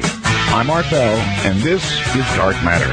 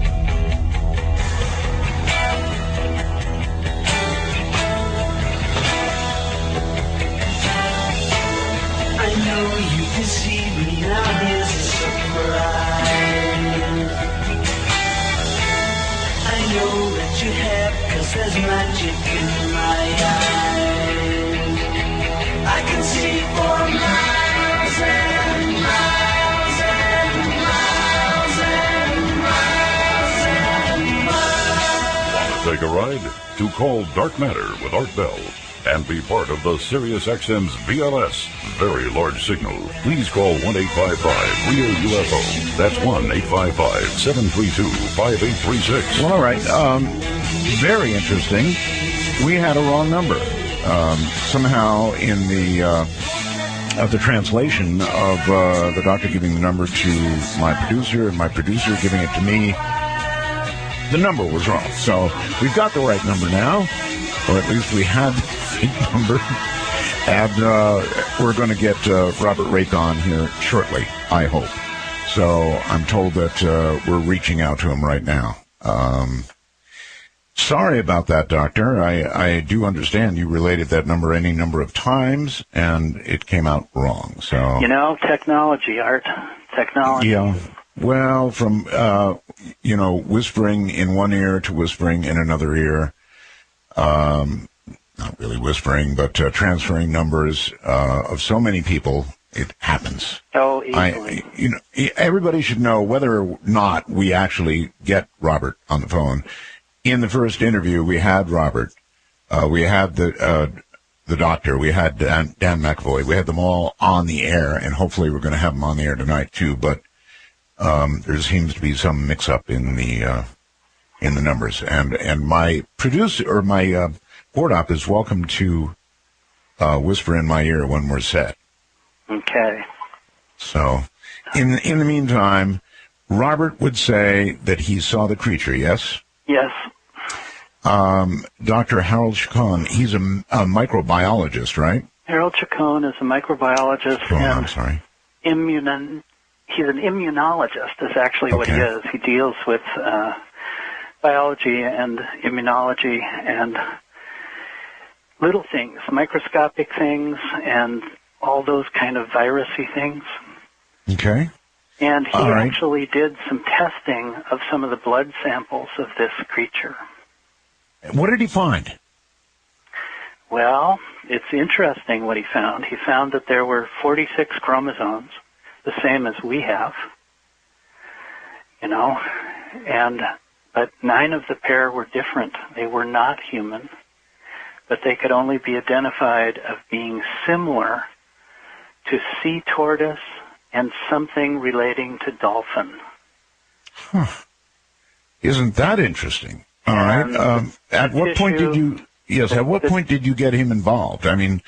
Well, he actually had called us after we had been on the radio with you. And he actually said he would be willing to help us if we needed anything. And I had gotten a hold of some of those samples that were sent away, luckily, and we took them to the head pathologist of the University of Washington Medical Center. Yes, sir. And I asked him if he would do a study of this tissue.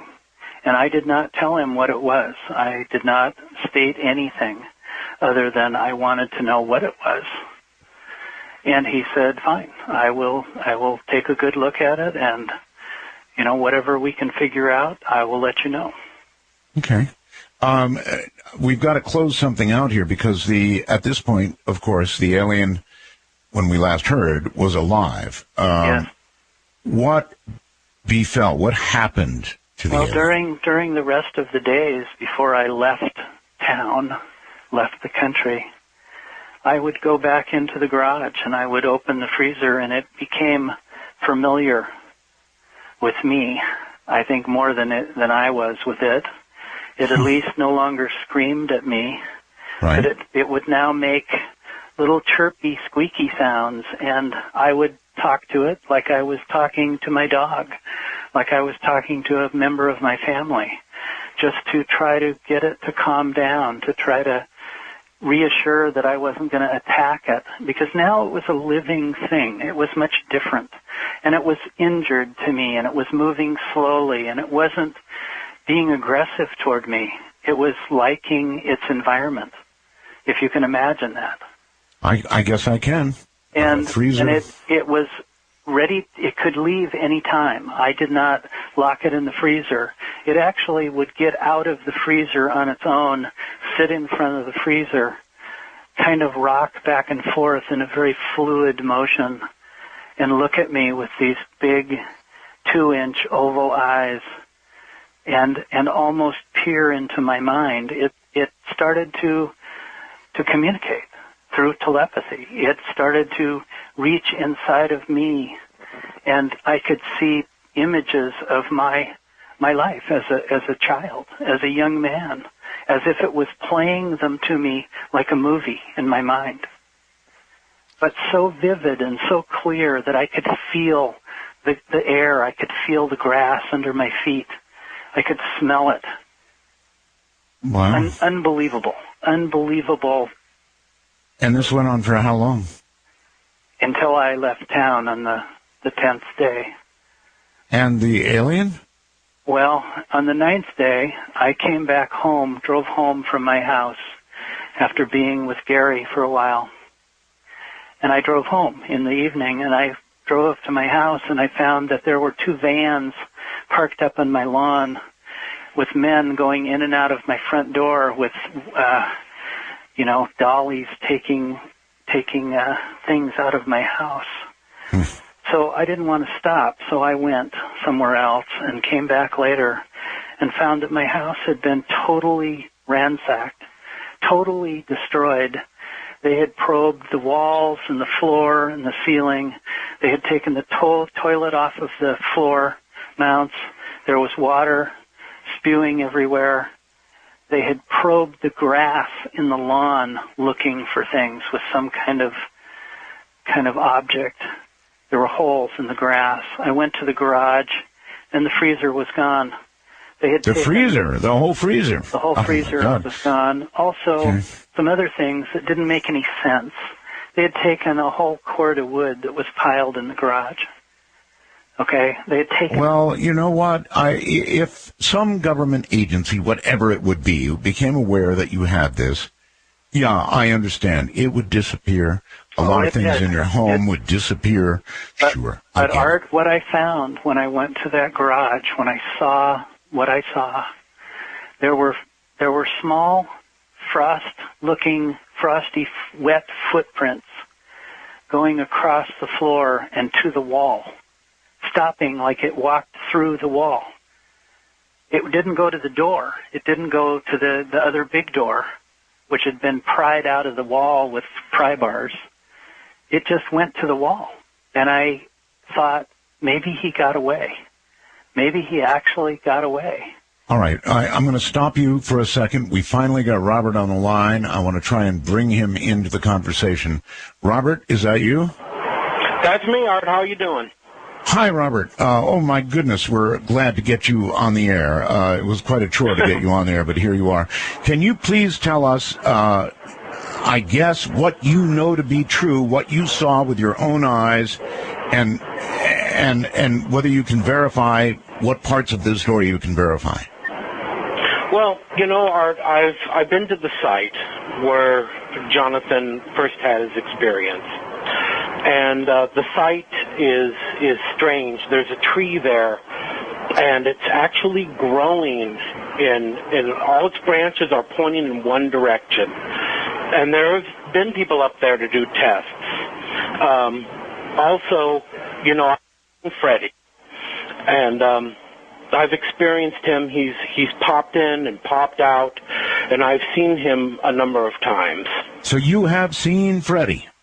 I have seen Freddie, and when I first met Jonathan had called me. I was out of state, and I had flown in, and I had received a phone call late at night, and it was Jonathan. I didn't know who he was, and he was, telling me about this story and what had happened. He had been given a list with my name on it, and I didn't know him from Adam.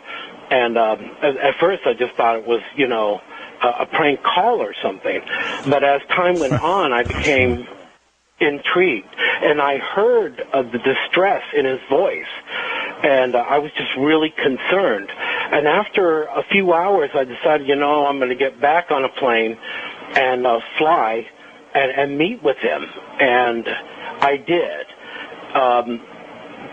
When I had walked into the place, it was a public place.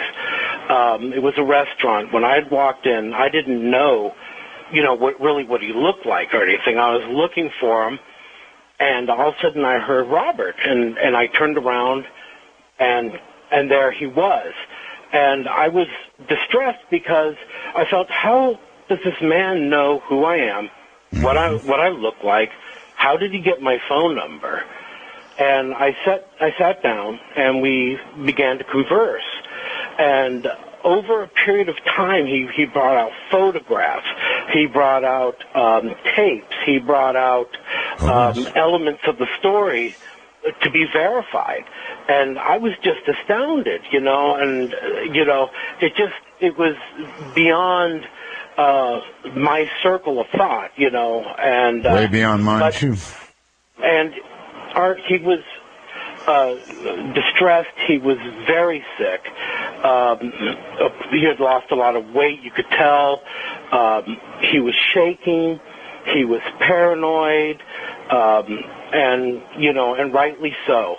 And what I had done is, I had stayed up there and talked to him for a few days. We stayed in a hotel. Then I took him back to my place and began to work with him. He had severe PTSD and other problems. And I would imagine. It took some time to really get to know the man and to work with him and to do my best to aid him. He refused any other outside help. He was quite terrified. He had obviously been being pursued, and he had been physically abused, and all kinds of horrific things. What I decided to do, as he was talking to me, because he said, we need to document this. And he had a lot of documentation, but he wanted to put it in a form that all of us could better understand. And so that's what he did. I'm a ghostwriter, and that's one of the reasons, he communicated with me. That, and I had been involved in other projects concerning people in difficult situations. Okay, well, the important thing to me is you saw Freddie. I saw Freddie, yes. Okay. And I will say, getting other voices to verify this is very, very important, Robert. So I agree. I really thank you for coming on. I'm sorry there was a mix-up in trying to get your number, but trust me, I appreciate your coming on the air. I truly do. Oh, that's no problem. All right. Thank you, Robert, and take care. Thank you. Okay. Art, something to add to this at this moment is, in all the years that have since followed from when Robert first met me, Freddie still is around. He kind of doesn't leave me alone. He's become like, I don't know, my shadow. He's been seen by hundreds of people that have been around me. But he's in the hands of some government agency. No. He's in the hands of his own. How do you know this? Because he pops in and out all the time. Right, but when you left, yes, after your house had been ransacked, right, Freddie was gone. So he walked out and went back to his own. Took the freezer with him? No, but the apparently the men in black took the freezer, but they didn't take him, because within about a month or so, Freddie just appeared in the room next to me. He just winked in and sat and watched me for about 10 or 15 minutes, and then he just faded out. And again, I thought I was having, insane illusions. Well, I've seen Freddie's picture on the website, Doctor, and he didn't look to be in great health at the time you took that photograph. Did he in some way heal? Well, as far as what I can figure out, during the time, the first 3 days, when we were taking him in and out of the freezer, showing him to some of my colleagues and friends, I had actually taken a piece of duct tape and taped the skull flap closed on his head. Just so that it wouldn't fall off with the shards of skin and other brain material that was there. I did it only out of the process of thinking it's not going to make a mess. Duct tape brain surgery. Well, it was dead, Art. I do understand. And the duct tape was in the garage. maybe being in the freezer had a healing effect on him. As far as what everybody has told me in years since, it must have. We know that there are some creatures, even on Earth here, that have brains that are kind of split in half in a way that they can pretty much function even on just half a brain. That their motor functions can still, and we even know with humans that in extreme brain injury, our brains have the amazing ability to reconnect to different parts of our own brain. You're absolutely correct. I know. I've heard of cases of people with half their brain destroyed are still able to articulate. It's amazing. Right. I know. So, good point. So the point is, he's alive and well and still visiting, and in some ways it's a very strange situation, because even after knowing this, even after experiencing this time and time and time again, it's still terribly unnerving to me. It's not normal to have something just appear in the corner of the room or when you're sitting, in the bathroom. It's just unnerving to have this materialize. Doctor, in the next break, we're going to make an attempt to get hold of Dr. Harold Chacon, is it? Mm-hmm. Mm-hmm. Because anybody who had an opportunity to actually test tissue and blood samples and did a study is worth talking to. So we're going to attempt to get hold of him in the next break. It's kind of tough. Our phone system is jammed to the gills, but he was one of 3 people that did this testing. The other 2 are dead. Oh. All right. Then there's one other thing, Doctor. I want to open the phone lines, and I want to allow people to ask questions, and some of them are probably going to be rough. Some of them are probably just going to be inquisitive. Some of them are going to be shocked. But I'd like to be able to open the phone lines and allow you to try and answer questions. I hope people will be polite. Were you given a lie detector test? Actually, Art, I experienced 2 of those, which I set up myself. Okay. I basically asked to have it done through the UCLA crime department, criminology department, and also I did one in Seattle too. And okay, I don't want to be impolite. I don't want to be impolite, but I do want to ask these questions. Yes, I passed them both. Incredible stories and incredible proof and all of that sort of thing, right? Absolutely. Okay. Before we go to the phones, is there anything else really important? I know the story goes on and on. At one point, you were shot. Yes. I remember that. But even with long-form talk radio and the luxury of all the time we have, we've already chewed up a lot of it, so I want to be able to open the lines. Anything else you really, really want to get out before we do that? Well, the device, the cuff that I found that I call the Link Artifact, right, is functional. It's functional? It's functional. Its function is what? Well, it's kind of a communication device, a type of teleportation device. And you have this device now? I still have it. It's not in my possession, but I still have it. It's in good hands in non-communist Russia. Yeah, I think I'd have it in a very, very safe place myself. And what it does is truly fantastic. Let me tell you something, and everybody else at the same time. I was mailed some pieces that were allegedly from a UFO, one that crashed back in Roswell. And I've held on to those. I gave Larry King a piece, and I've held on to those pieces for a very, very long time.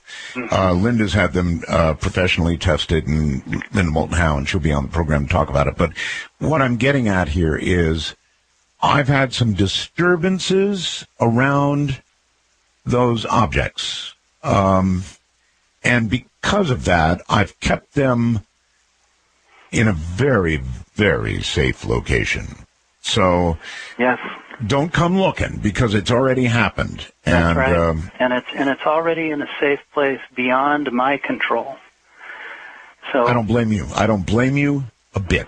But what's kind of interesting, Art, is the materials that you found in your pieces of metal are also in my piece. Oh, I had the Link artifact was analyzed in Osaka, Japan in 1999 by the University of Osaka. Really? And they did metallurgy testing and biochemistry testing and X-rays and all kinds of things. And they do tell. What did they find? They found that the basic materials were silicon polymer, beryllium, aluminum, magnesium, copper, zinc, bismuth, gold, and some unknown, unidentifiable materials.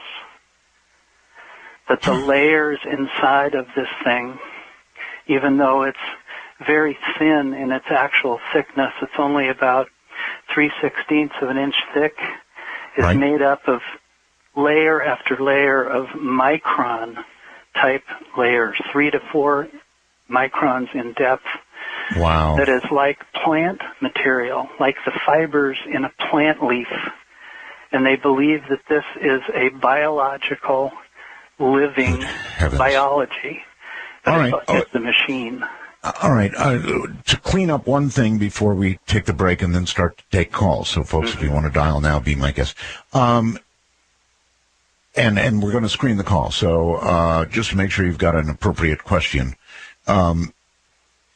The obelisk itself, did anybody go back? Did anybody check whether it was still there? We did the next day. We drove back. Gary drove back, took a trailer and chains and a truck, and he was bound and determined to drag that thing out of the forest one way or another. It was gone. But the more interesting thing is all the plants and the ferns that I tore out underneath it were put back like it was pristine, like nothing had ever happened in that space. Wow. Like time had been reversed in that place. Okay. All right, Doctor, hold tight right there. Now we are going to open the lines. If you have a question for Dr. Reed, please give us a call. The number is 1-855-REAL-UFO. Or, if you wish, 1-855-732-5836. Now, I'm led to think I understand that our lines are now open to Canadians as well as Americans. If you have a question, now would be the time. We're going to take a break here. And if we're able to get any other witnesses, we'll pursue that as well. We've got a couple of other numbers of witnesses here. It's quite a tale, no question about it. Alien in the freezer. This is Dark Matter on Sirius XM.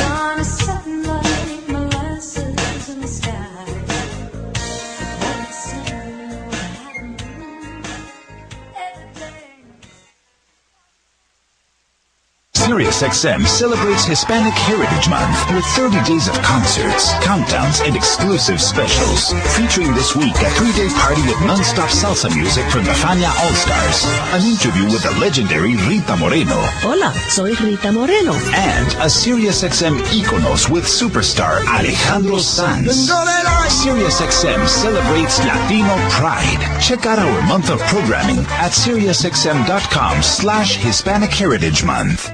It's time to stop wasting time and fuel at weigh stations. Prepass enables qualified owner-operators like you to move smarter by bypassing weigh stations at hundreds of inspection facilities across the United States. Prepass solutions enable you to maximize your hours of service by reducing wasted or lost time in weigh stations. Manage your CSA risk by qualifying for Prepass and maintain a good CSA score. Plus, you can secure a Prepass fuel card, which offers fuel discounts, toll services, and postpaid invoicing. And don't worry, Prepass always ensures your data remains private. Stop wasting your valuable time, fuel, and money. Find out more about how Prepass can help your trucking business today at prepass.com or call 1-888-559-7277. 888-559-7277. That's prepass.com or call 888-559-7277 for Prepass. Hi, I'm Ty Young, president and founder of Ty J. Young, Inc., a nationwide wealth management firm. Folks, the world has changed. Clearly, it's not the 80s and the 90s anymore. When the market crashed in 2008, our clients were protected against losses. They didn't lose money. And when the stock market goes up, our clients go up with it. Their gains are locked in, and when the stock market goes down, they are protected and guaranteed against losses. We keep it simple. Our clients earn a reasonable rate of return, and they don't lose money. To get your investor's kit and DVD at no charge, call 888-559-7388. That's 888-559-7388. Question for you. Do you have an IRA or a 401k or even money at the bank? Would you like to earn a reasonable rate of return and have it protected against losses at the same time? If so, call and get your investor's kit. There's no charge. 888-559-7388. That's 888-559-7388. Attention business owners. Are your receivables now going out 45, 60, and even 90 days before you get paid? And to make matters worse, your bank is canceling or limiting the line of credit you use to finance your receivables? Hi, I'm Kevin Goen, president of AmeriFactors. At AmeriFactors, we can finance your receivables to match the needs of your business. We guarantee your customers' payments to you. If your customers can't and won't pay, we eat the credit loss. For over 22 years, AmeriFactors has been funding and helping businesses grow nationwide. AmeriFactors can fund your application within 24 hours.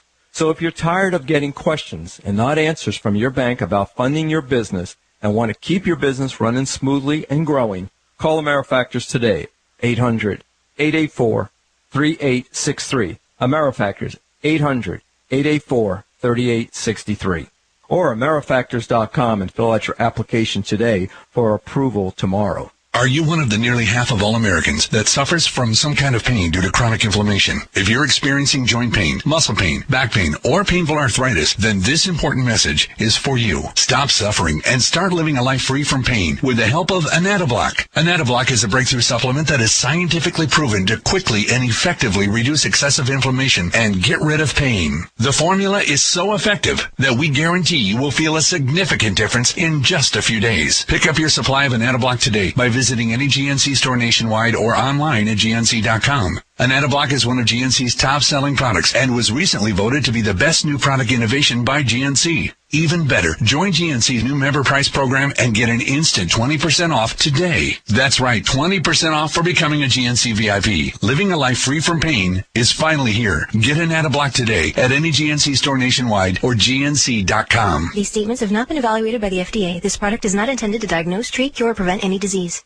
Hi, I'm Pete Dominic. You know me from Comedy by Request on Raw Dog and hosting a political show on POTUS. Well, I'm taking my show Stand Up to the Morning. We're talking about the most important issues facing you, your community, your country, and your planet on Stand Up. Sometimes we'll work in my issues as well. And boy, do I have some issues. The smartest guests, the best conversation. We want you to contribute. Join it. Be a part of it. Stand up for something with me, Pete Dominic. Or don't, and just sit, but listen to the show. Monday through Friday, 6 a.m. East, 6 a.m. West. On Indy, Sirius XM 104. Or listen on the Sirius XM app.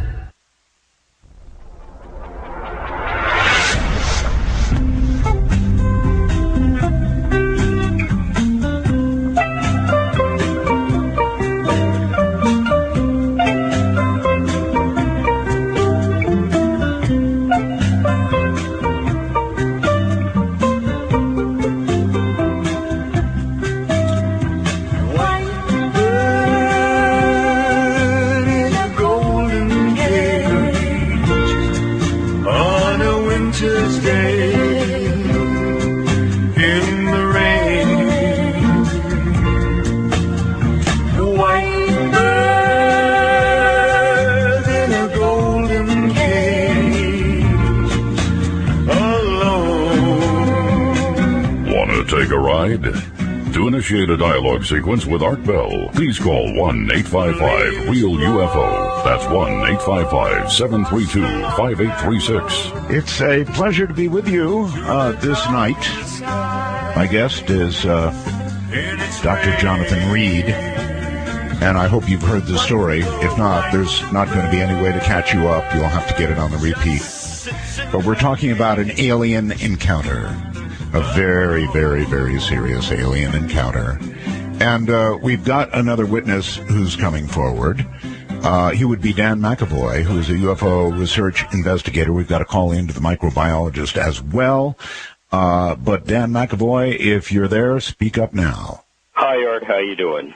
Hey. It's great to be back on and your show to be back on here. Something sorely missed. Oh, thank you so very much. No. Supposed to say Roswell's. All right. As briefly as you're able, Dan, you are a UFO research investigator. Yes. And how did you get in contact with Jonathan, and what did you do? Well, I had heard him on your show back in 1999, I believe it was, and I was intrigued, and then heard him again on the show, and then realized that out in Laughlin, Nevada, there would be a convention where he would speak for the first time and present his book and his information. And I decided to go out there, and as you would say, I wanted to take that ride. And I wanted to do it on this because this was not like anything else that I've seen. We've seen lights in the sky, we've seen possible abductions, but this goes way beyond. Way beyond, yes. Okay. In what way can you witness for him? Well, I have, of course, spoken to people, videotaped people that knew him, professors, friends. I documented his life. We spent 15 years together doing this. And I guess, the probably the strangest or most climactic experience was when Jonathan and I went to a hotel room with two other folks, and we shut the door, and everything was, lit as it should be. We sat across from these two folks at a table. Basically, they said, "Jonathan, do you feel like doing this?" "Sure." And he said, "Absolutely." And with that, one of them pulled a blue blanket, not blanket, but a blue wrap cloth out of his jacket pocket, and he laid it on the table, and it turned out to be the linked artifact itself, not encased in anything. It was just there. Okay. And Jonathan grabbed it, and before the three of us could do anything, he had already put it on his wrist, and it began to seem to clamp down on his wrist because of the three needles that are on the underside. And it seemed to turn blue, and the hardest part is that I think it was a form of teleportation because he wasn't there. After that, he shook violently, and then it appears he was gone out of the room. When you say he shook violently, Jonathan, is that the same kind of shake that you observed with the creature? I don't know if Jonathan's still there. I don't. Okay, well, let me just ask you, was it that kind of vibration? I'm sure you've heard him describe it a million times, that alien vibrating at such a fast rate. Was it like that? It was like that, and you know, that's what leads me to conclude that perhaps it was an interdimensional thing because of the vibration.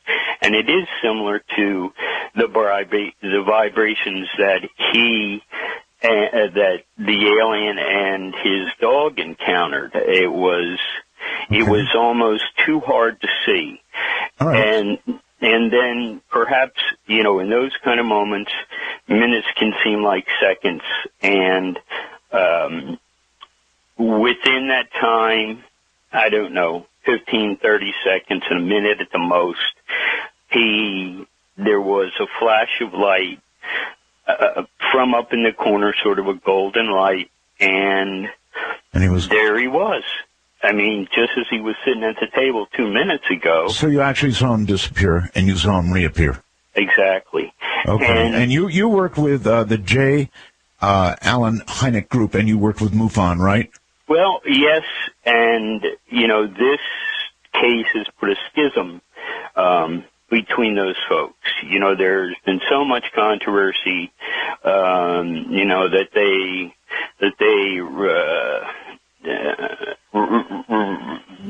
you know, that they did nothing for me and was just abused and just a not, you know, the organizations aren't what they used to be.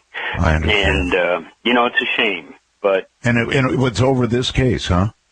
Well, as far as I can tell from all the publications, talking with all the prominent researchers in the field, that's the sense I get. And it's because there's so much here, it's so deep, that others just want to skim off the top. And, you know, the other correlation, I think, is money. Through this, we've never, in 15 years, have never taken money from anyone.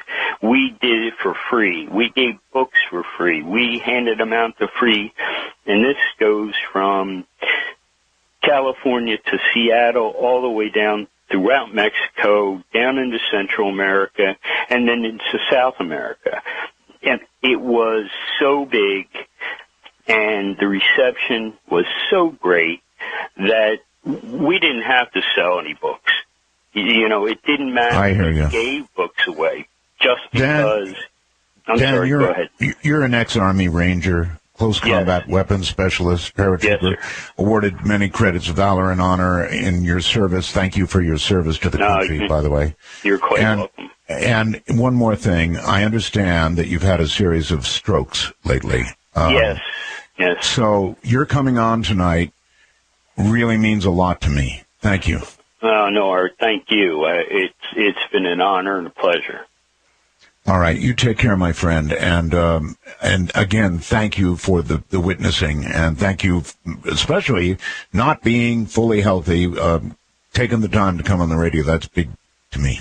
No, Art, it was my pleasure, and I'm so excited that you're back on. That you know we can be at the pinnacle again, and that's a great thing. Dan, thank you. Okay. Bye-bye. Take care. Bye-bye. All right. That was Dan McAvoy.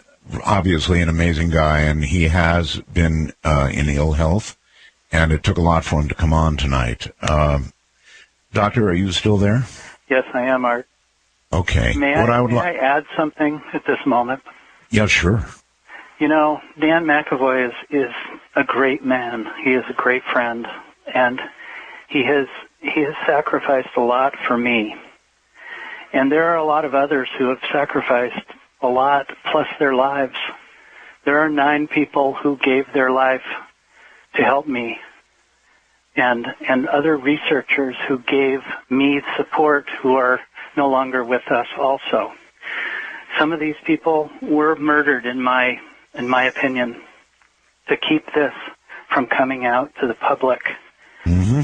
You know, these are people like Wendell Stevens and Donald Ware and Dr. John Mack and Zachariah Sitchin, Dan McAvoy, Dave Thomas, Zachariah Enoch.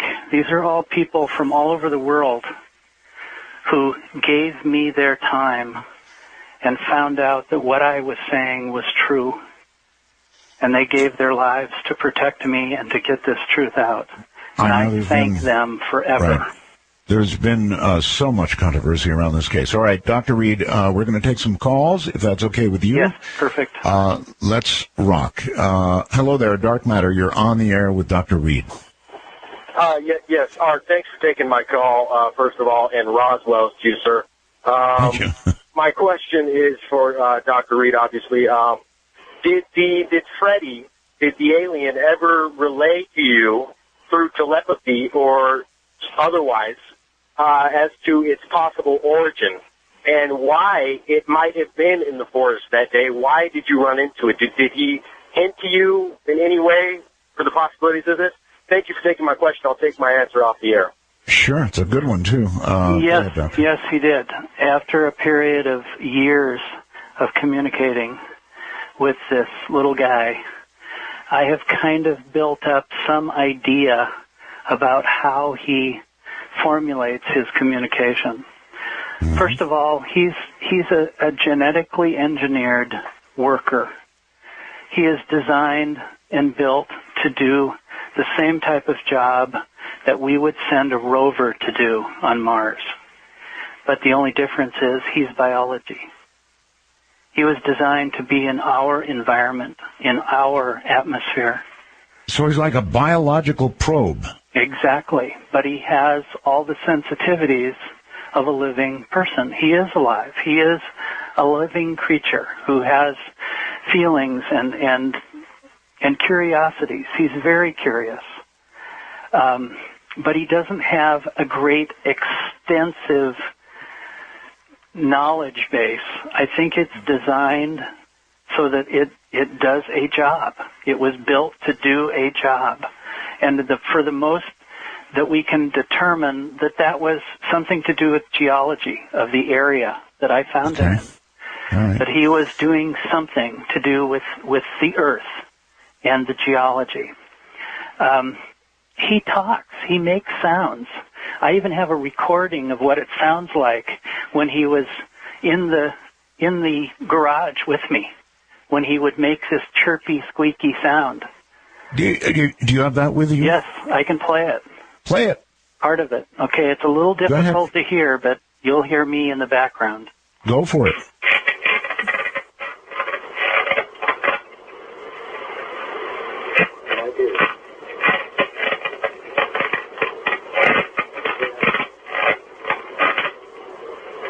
Wow.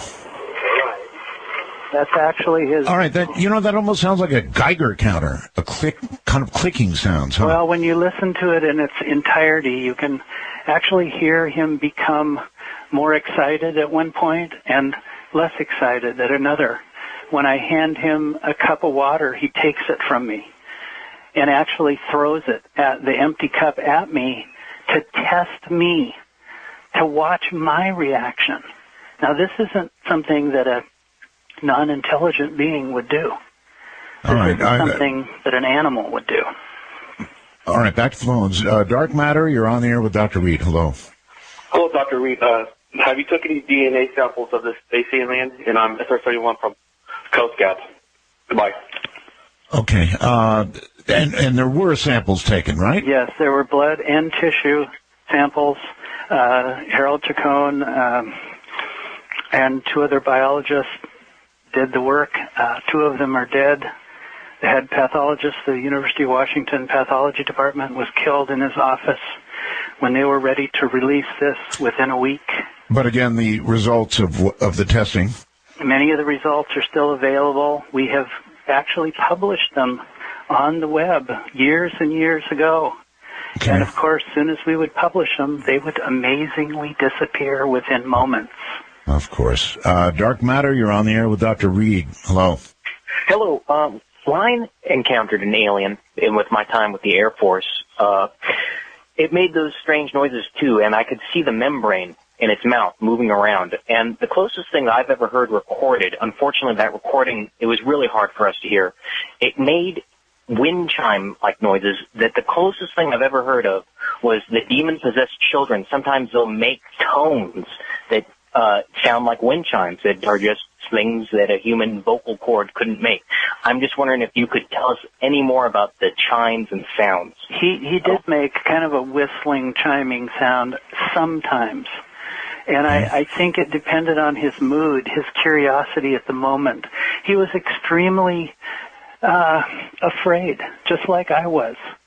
Well, you're right, Doc. He's right. That holding the phone up to that was insufficient. To me, it sounded like clicks, and I'm sure to the audience it did as well. It didn't go beyond that, but when you're trying to, just hold a phone line, you're a player, it doesn't work that well.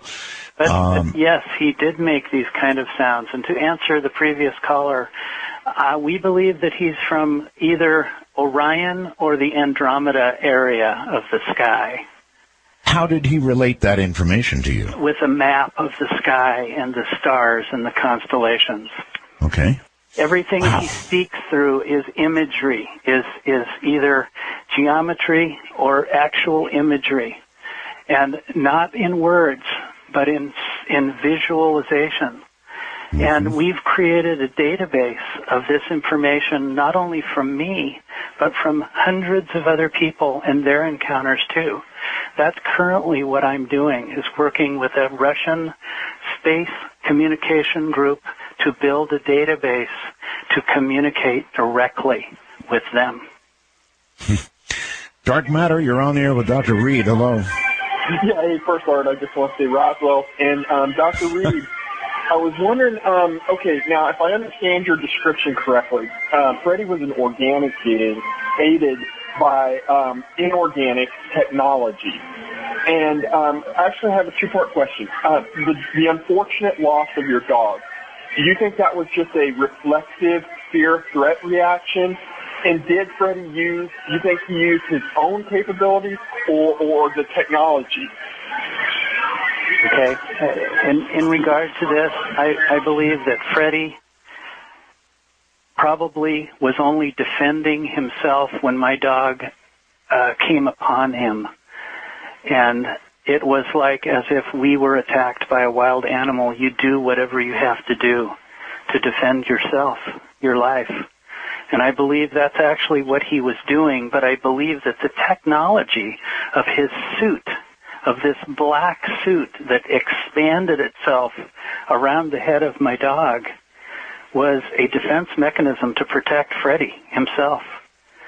So that's my belief. I have since spent lots of time apologizing to Freddie, telling him I didn't know what I was doing, that I didn't mean to hurt him, and that I now know he was only trying to defend himself.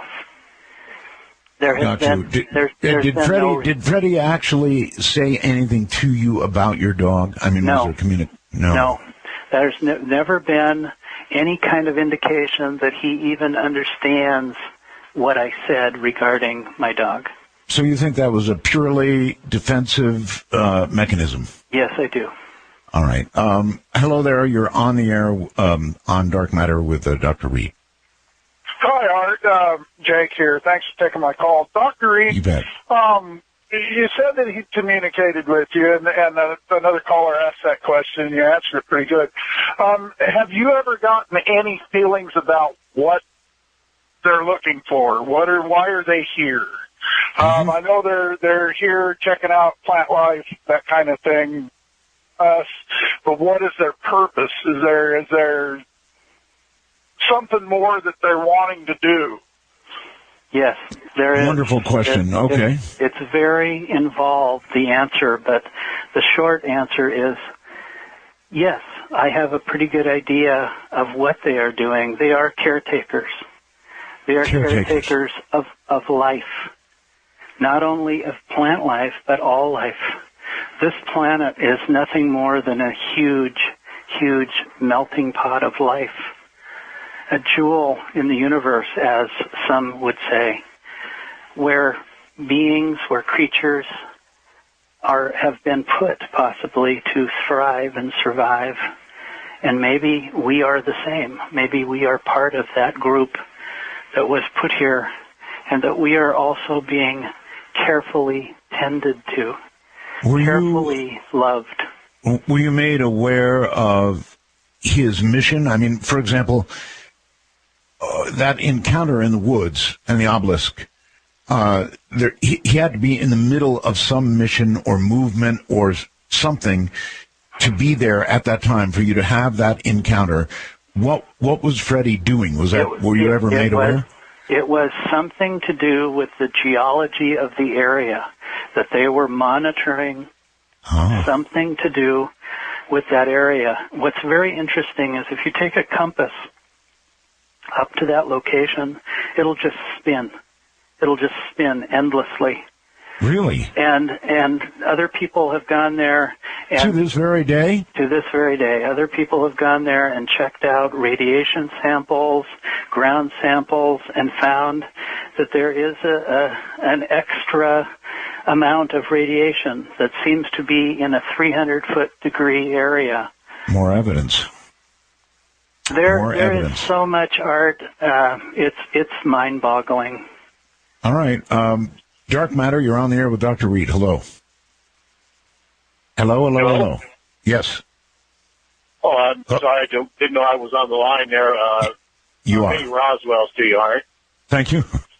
Jonathan, I'm wondering that object that you described being stationary, that sounds an awful lot like me, like an obelisk. Like 2001. Well, that is what I called it, the obelisk. Okay. And when you fell against it and you froze your hand, I'm wondering if that was its living chamber, where it's the same as if it was in your freezer. I don't think so. I never felt that about that. I felt more that it was a doorway. Maybe an interdimensional doorway that allowed him to come and go there using slipping dimension to travel through time and space. Okay. Have you ever heard of Robert Ghostwolf? Yes. In fact, I have spoken with Robert Ghostwolf many times. I've interviewed him. Sure. I remember I've been a long-time listener to Art since '93.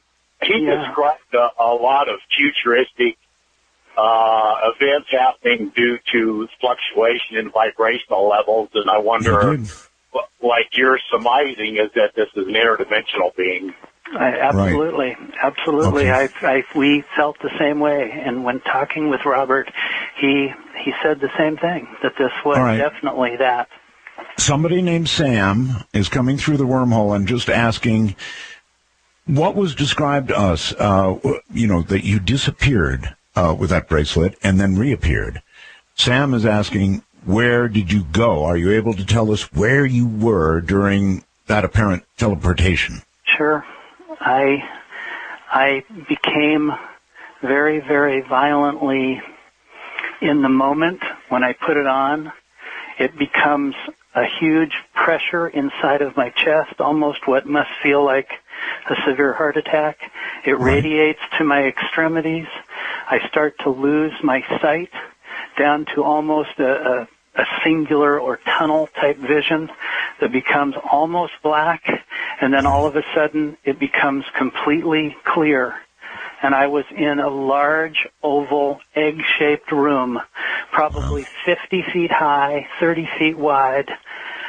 And in that room was standing another entity, and I'm very careful about how I say this, that was probably 10 to 15 feet high, standing off the side of this wall, looking down on me.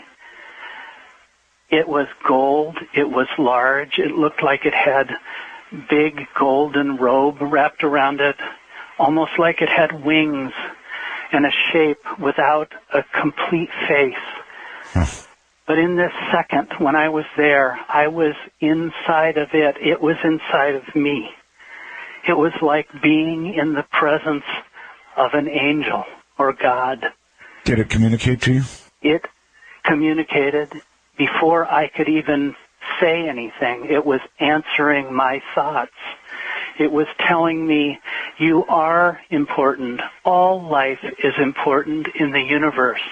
There is one creator for all life, but we all have to work together to find the harmony in this life. And that is their job. All right, Doctor, hold tight. Dr. Jonathan Reed is my guest.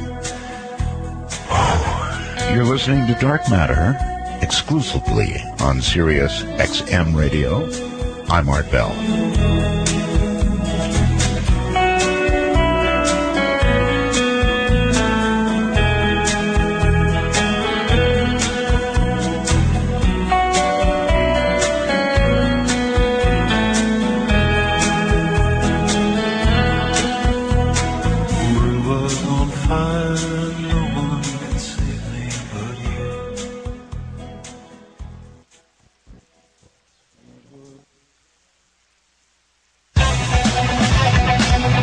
Recently, SiriusXM debuted the first new song from Pearl Jam in over 4 years.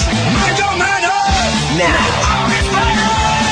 SiriusXM's exclusive Pearl Jam radio channel has world premiered another new song from Pearl Jam's highly anticipated new album, Lightning Bolt. Sirens. Hear it every hour on the band's official channel, Pearl Jam Radio, SiriusXM Channel 22, and on the SiriusXM app. It's time to stop wasting time and fuel at weigh stations. PrePass enables qualified owner-operators like you to move smarter by bypassing weigh stations at hundreds of inspection facilities across the United States. PrePass solutions enable you to maximize your hours of service by reducing wasted or lost time in weigh stations. Manage your CSA risk by qualifying for PrePass and maintain a good CSA score. Plus, you can secure a PrePass fuel card, which offers fuel discounts, toll services, and postpaid invoicing. And don't worry, PrePass always ensures your data remains private. Stop wasting your valuable time, fuel, and money. Find out more about how PrePass can help your trucking business today at prepass.com or call 1-888-559-7277. 888-559-7277. That's prepass.com or call 888-559-7277 for PrePass. Are you tired of traveling alone? Introducing MissTravel.com, the travel dating website brought to you by the same people who created What'sYourPrice.com. MissTravel.com allows you to find beautiful women who want to travel with you. You know, I travel for work often, and I never have time to date. Who says it has to be all work and no play? With MissTravel.com, you can quickly find thousands of gorgeous women who would love to travel with you. Really? Really. On MissTravel.com, meet one or more women from anywhere in the world and have them join you on vacation or your business trip. Anywhere? Anywhere, anytime. Whether it's a relaxing weekend in Aruba or that trade show in Sin City, Miss Travel makes it easy to find that perfect travel companion. Go to MissTravel.com, join for free, and enter code DATE to receive double the amount of credits. Just go to MissTravel.com. See why ABC's 2020 says Miss Travel works. Zip on over to MissTravel.com. That's MISS Travel.com.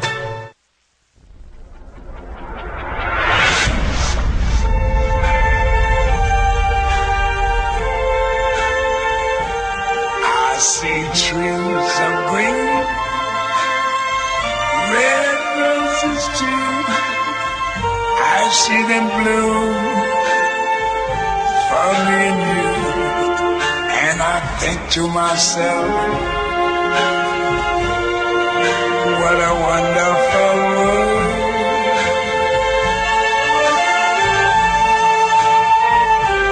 I see skies of blue,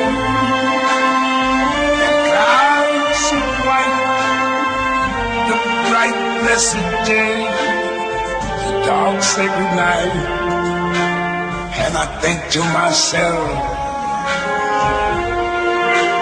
what a wonderful world. You're listening to Dark Matter with Art Bell. For you to really matter, please dial 1-855-REAL-UFO. That's 1-855-732-5836. You know, I find this music calms me, and frankly, I need a little calming right now. This is one hell of a story. Believe it, not believe it, think it's a hoax, think it's gospel, whatever. It's a hell of a story. That's all there is to it. Let's see. I've got a message from the wormhole asking, Doctor, if you know the coordinates to this location where the compasses spin and where all this occurred. No, I don't know the exact compass coordinates, and to tell you the truth, I wouldn't give it out because people would go there and tear the site apart. They would. They absolutely would. There's no question about it. So I was very careful in locating it just a little bit out of the actual site when I wrote about it. Good. Because, you know, what you're saying is the absolute truth. Dark Matter, you're on the air with Dr. Reed. Hello. Art Roswell, thank you for taking my call. Thank you. My initial call that I told the screener has been answered several times. So to jump from that, Dr. Reed, I was curious.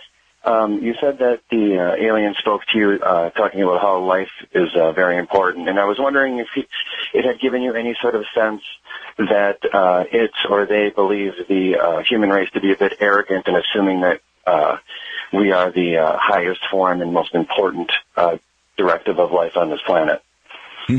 Well, first of all, the one who told me about their feelings toward us was what I call the elder, one of the elders, which is a totally different kind of being from Freddie. This is a light being. This is energy, just pulsing energy that was inside of me the second I was there. I didn't want to leave. I didn't want to ever leave that spot.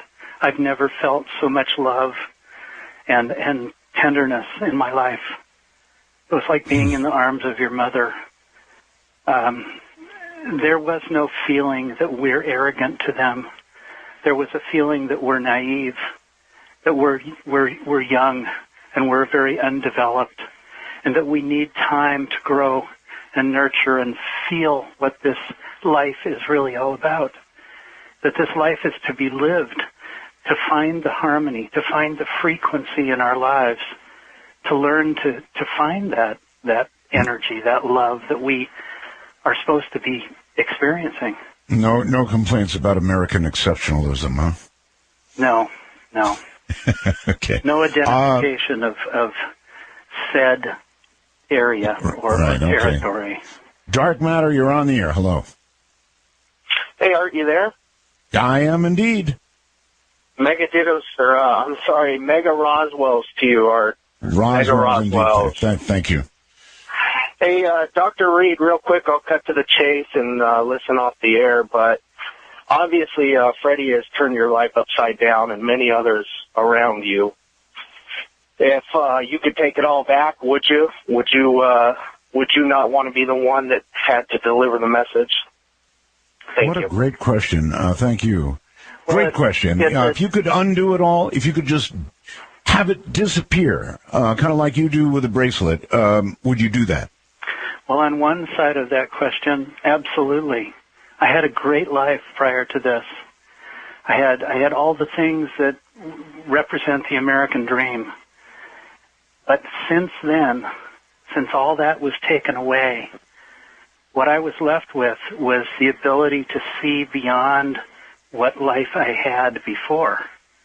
And now I know that there is so much more to this life. There is so much, shall we say, miracles everywhere. And I'm not talking about religion. I'm talking about the magic of life, of nature. Itself, yes. Well, the question was, would you undo this? Would you undo it? No. No. Not by what I now know.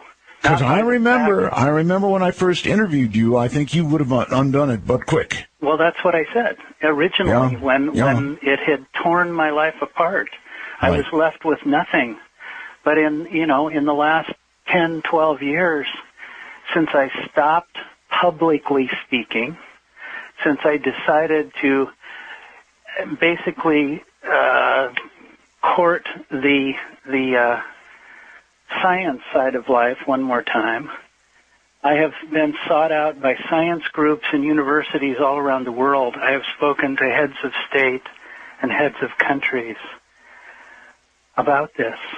I was invited by the Vatican 1 month ago to speak with the new Pope. Oh, isn't that interesting? Are you going to do it? I've done it. You did it? I did it. Who told me, Jonathan, you are a messenger for all of us. You spoke to the Pope? I stayed in the Vatican for 4 days. Holy smokes. No pun intended. Incredible you were invited? You were invited to the Vatican? I was invited for two reasons. One, I had met the past Pope when I was in the hospital in Mexico some years back, and he happened to be in Mexico. And he was visiting the hospital, and I had an opportunity to talk to him because I was sick in the hospital also.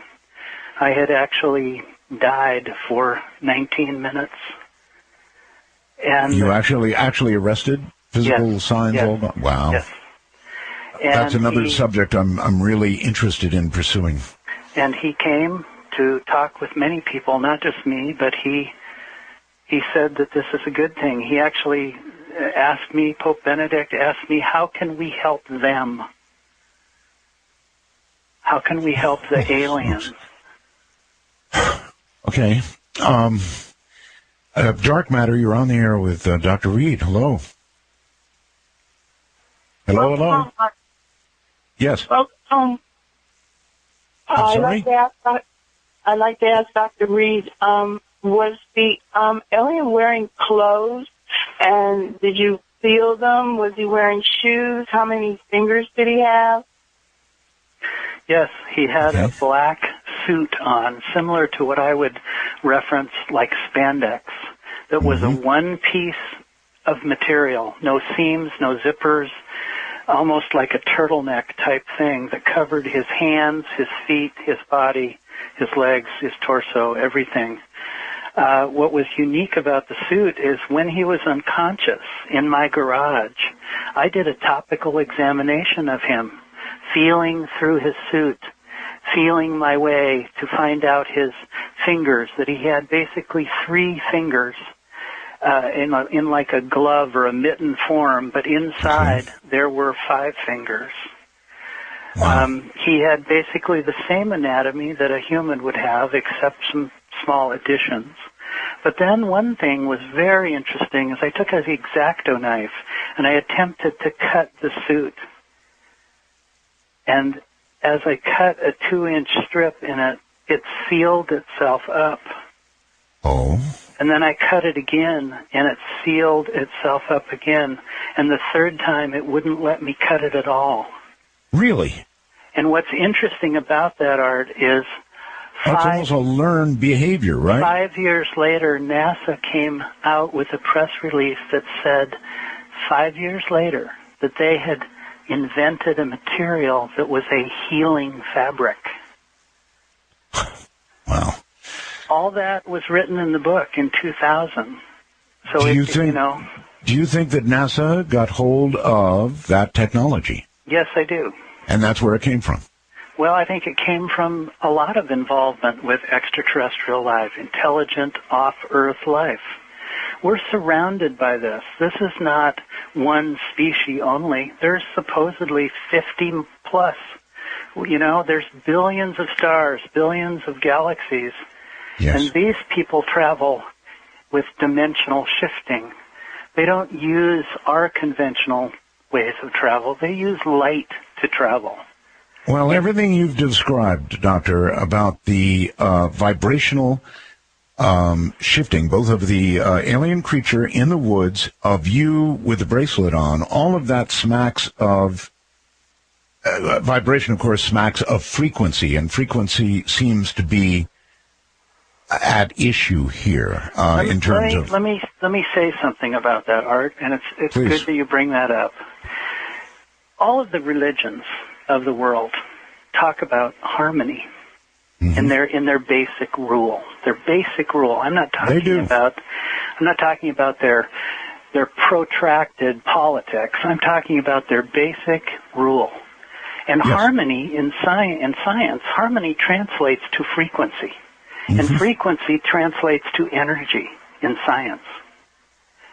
All of them talk about finding the harmony within your family, within yourself, and extending that harmony, extending that frequency to bring us back into balance. You talked last night. Go ahead. It's gonna make sense to a lot of people. Last night you talked with Dr. Greer about the fact that our world is out of balance. Well, that's what they're telling me. Every time I've gone away, every time I've been able to speak with these elders, these incredibly warm, loving, gifted angels, they talk about finding the balance in our life. That it's so simple. We've made it difficult. We're the ones who have put on blinders and refused to bring it back home. You want to find love in your life, Art? Look in your daughter's eyes.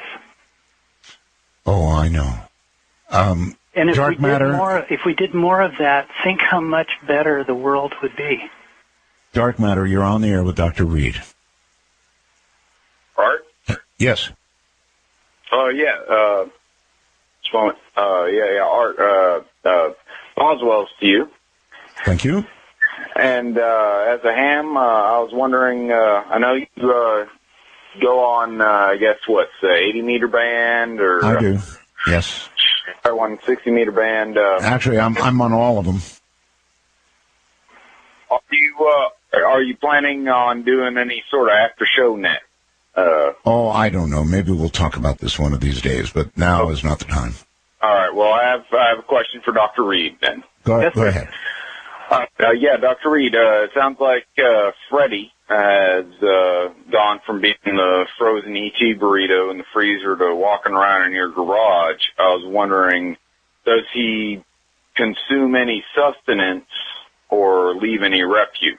Does he eat anything? All right. That's a good question. All right. Does he take in any?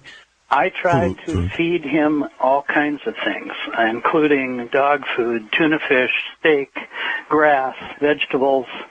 The only thing he ever took that I ever saw him consume was water. Water. As far as leaving anything behind, never. Not a thing. Okay. He's obviously referring to the biological process. Right. Yep, right. Dark Matter, and you're on the air with Dr. Reed. Hello. Hi, Art. Can you hear me? I hear you. Yes, Art. This is Dane from Pittsburgh. Look, I'm 24 years old, so I was alive, but I wasn't, old enough to hear you back in your prime, and it's great to hear you back on the radio. Thank you. So you have a lot of younger fans out there. My question for Dr. Reed is this. What, if anything, I think the previous caller was asking, did the alien eat anything, or did he steal anything from you? Did he take anything from you? I mean, he was in your freezer, so did you have any pizza rolls missing or anything missing? If you could answer that, I'd be appreciated. Yeah, nothing was missing. Yeah, especially pizza rolls. But and he only drank water, only water. Okay, that was answered previously, and that caller knew it. Pizza rolls was a crack. Okay. Dark Matter, you're on the air. Hello? With Dr. Reed. Yes, hi. Yes, I was wondering, when the alien was peering into Reed's mind, did he notice if it had any brain damage from the injury? Also, the entire time it was out of the freezer, did he ever notice it having any scarring, or if the injury had healed, if it regenerated at all? He has a scar on his head to this day, just as if we would have a scar on my body or your body. It remains. He is biological. He has biology just like we do, and the scar remains. In regard to him moving and being in my presence in the garage during the first 9 days, he moved in and out of the freezer like a fluidity that I had never seen, like a gymnast that was so graceful and so slow, but so powerful. It was just beautiful to watch. So there was some lucky accident, or maybe it wasn't an accident that he ended up in the freezer because either that was his environment or it was a healing environment for him. Well, that's all I can assume. He never told me that I need to be in the cold. He never has ever indicated anything about it. He was free to come and go. I was so afraid of him during those first days that I would have been happy if he would have left on his own. Oh, I'm sure. All right. Dark Matter, you're on the air with Dr. Reed. Hi. Art Bell. Yes, ma'am. Well, I have a question for first Roswell's, and I have a question for Dr. Reed. I once saw a UFO, and I had this telepathic communication that was 2 or 3 seconds long, and it was large amounts of information that I won't go into. Was it like that, communicating with your alien? Exactly. In fact, when he would do it, it was like a fire hose being squirted into my brain. I had to ask him verbally to slow down because I would get these intense migraine headaches the second I was in his presence. So he learned to slow down for me. Rein it in for you. Wow, that is fascinating because that just sort of validates my own experience. All right. Thank you very, very much. Yeah, kind of like a massive download, boom, like that. Absolutely. And there are, again, I'm going to say, this is not just about me. There are thousands of people all over the world who I've spoken to, who have had very similar experiences. I know, but you're the one who's left with so much physical evidence. So many of the cases are circumstantial is the word I guess I would use. They just don't come with the kind of incredible amounts of evidence that you've got, Doctor. Dark Matter, you're on the air with Dr. Reed. Hello. Hi, Art Roswell's to you. And, Doctor, my mental buffers are backing up with questions about the bracelet, so I'll go quickly and be brief. I was surprised in the interview you just mentioned you had some health problems since all this started happening. I almost expected you to say when you put the bracelet on that it had healing properties for you. My question, plural, is, number one, is there any ongoing testing or research with regard to this bracelet and its properties? And the second question is, has anybody else ever put it on? I would have brought it and asked the Pope to put it on. Well, first of all, yes, somebody else has tried to put it on. In fact, the initial person who put it on after I did was Robert, and he was immediately sick for about a week. I mean, really, really sick, like I was in the woods. Now, he didn't go anywhere, but he put it on when I happened to be going to the bathroom in the other room just to try it. And it didn't work. Now, two other scientists have attempted to try it, and both of them are dead. One died immediately, and the other one died a week later. It is being tested, and it is being used for the communication that we are setting up. Something you need to know, Art, and I need to say this. Sure. This is not just about ETs. This is not just about visitors from other planets. This is about life and how we all need to evolve and need to extend ourselves to other life. That's what they're telling me. That's what they're telling many other people. In the visits that I've done to use this artifact, it's like being in the presence of God. But I try to take that out of it. I try to see it for the science and the information that I can get out of it. But I understand why you would feel that, though. I do understand. We are being shown and given direction that probably has been given to us for centuries by a teacher here and there, all over time. I am not special. I didn't want this to happen. I could have much preferred to give this to you, Art, than for me to do this. But for some reason, I have this responsibility. And I've decided, since so much of it now has encompassed my life and changed my life, for the better, I have decided I will take the responsibility to tell people simply what I know. Nothing more, nothing less. All right, Doctor. We've got one more break and one more round of questions, and that's it. Dr. Jonathan Reed is my guest. This is Dark Matter. I'm Art Bell, exclusively on Sirius XM Radio.